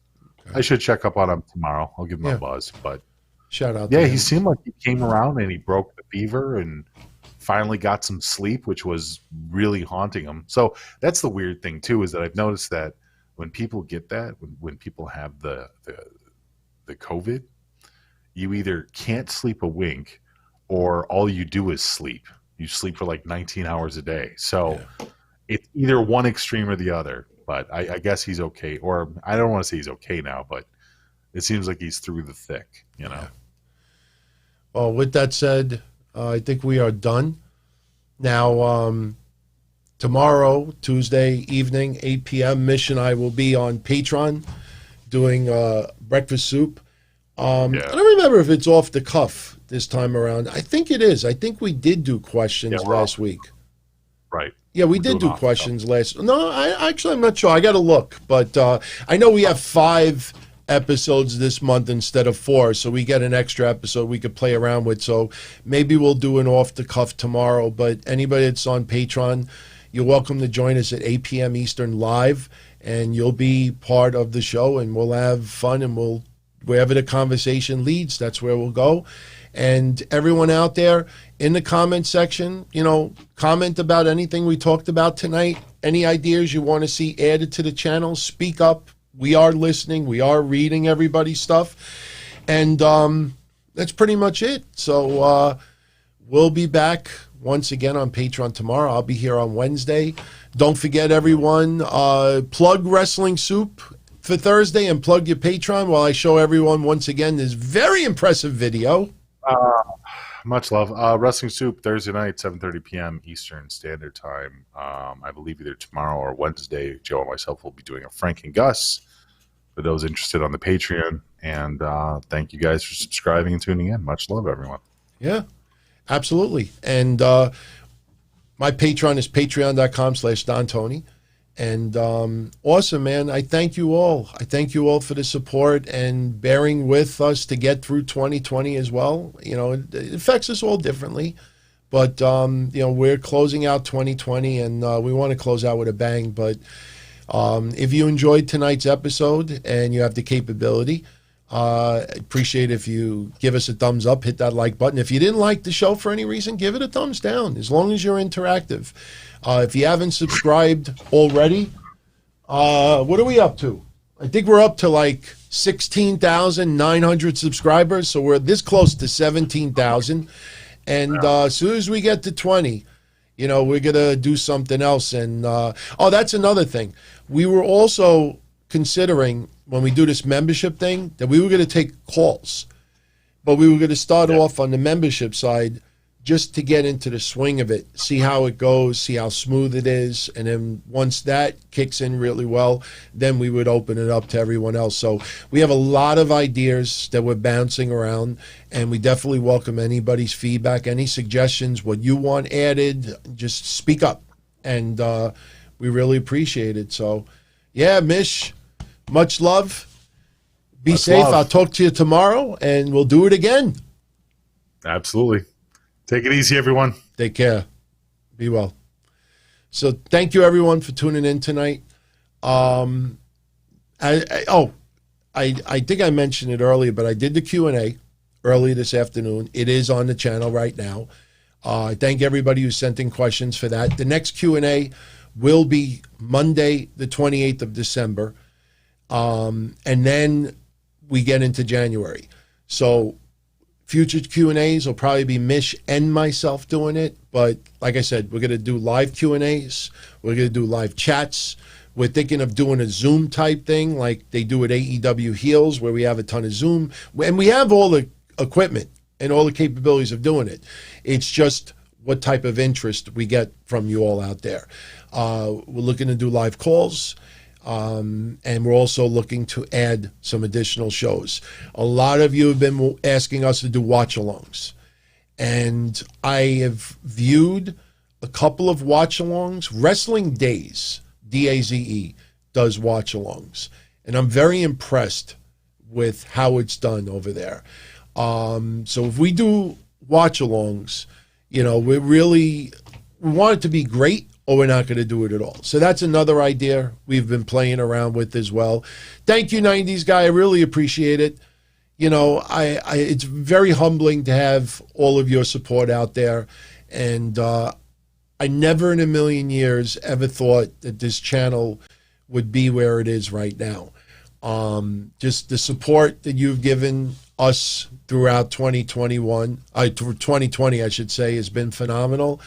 And it really gave us a nice jolt for 2021. Like I said, I know a lot of you out there aren't into the technical stuff and everything, but, you know, I knew this was going to be a win-win. And when I was talking to Mish yesterday, and we were, you know, looking into this site and this equipment, and we set this up and played around with this. I mean, you just you see the video. I mean, this guy just did this in a matter of, I think, a day. You know, just putting little things together and making like intro stuff and everything, and it's beautiful. And if you look close, let me see if I could pull it. Hold on. There you go. That's me on the left. That's Mish in the center. That's Joey Numbers on the right. When we did Lucky 13 and we all got together WrestleMania weekend. So, you know, it's phenomenal, man. And we're looking to improve. And, you know, even though I've been doing it since 97, I am never content with what I do. So I'm always here for you guys, and you could always email me, dontony@dontony.com. You know, even if you have a question not related to the shows, you're more than welcome to email me whenever you want. So I am here. So I thank you all for tuning in. I'm going to jet out of here so I could put this online. I will be putting timestamps up. I got all my notes. I was doing it during the show. So I'll put those up on there, and that's it. So if you don't follow me already on Twitter, my Twitter is @DonTonyD, as you could see on the graphic. And Mish is @WrestlingSoup. So on behalf of Mish, I am out of here. Stay safe. Be well. Happy holidays. And Mortalica is asking me, how much weight did I drop since that video? I'll see if I can pull it up again. I was, I think, 317 when we did that video. Now I am down to about 250, 240. I've been rotating between 249, 248, and 253 around there. But right now I think I'm 250. But, you know, I got it mostly in my gut still. You know, but I've learned being on this diet not to really pay attention to the weight all that much on the scale. It's just, you know, where everything is like falling into place. But, you know, it is what it is. But everyone, I'm out of here. Have a great night. And again, on behalf of Mish, we can't thank you enough for the support. And I'm really excited for what 2021 has in store. We have a couple other people that are going to be joining the channel as well. And we will have a couple of cameos from a certain group of people that you've been wanting to see on this channel. So it's not going to be just Mish and I. I mean, I promise you it's going to be pretty cool. But, you know, we just got to make sure that those people commit as well. But, all right, everybody, I'm out of here. I'll either see you Tuesday night on Patreon, on Discord, or I will see you Wednesday right here after AEW and NXT. So good night, everybody. Take care and happy holidays. Ciao.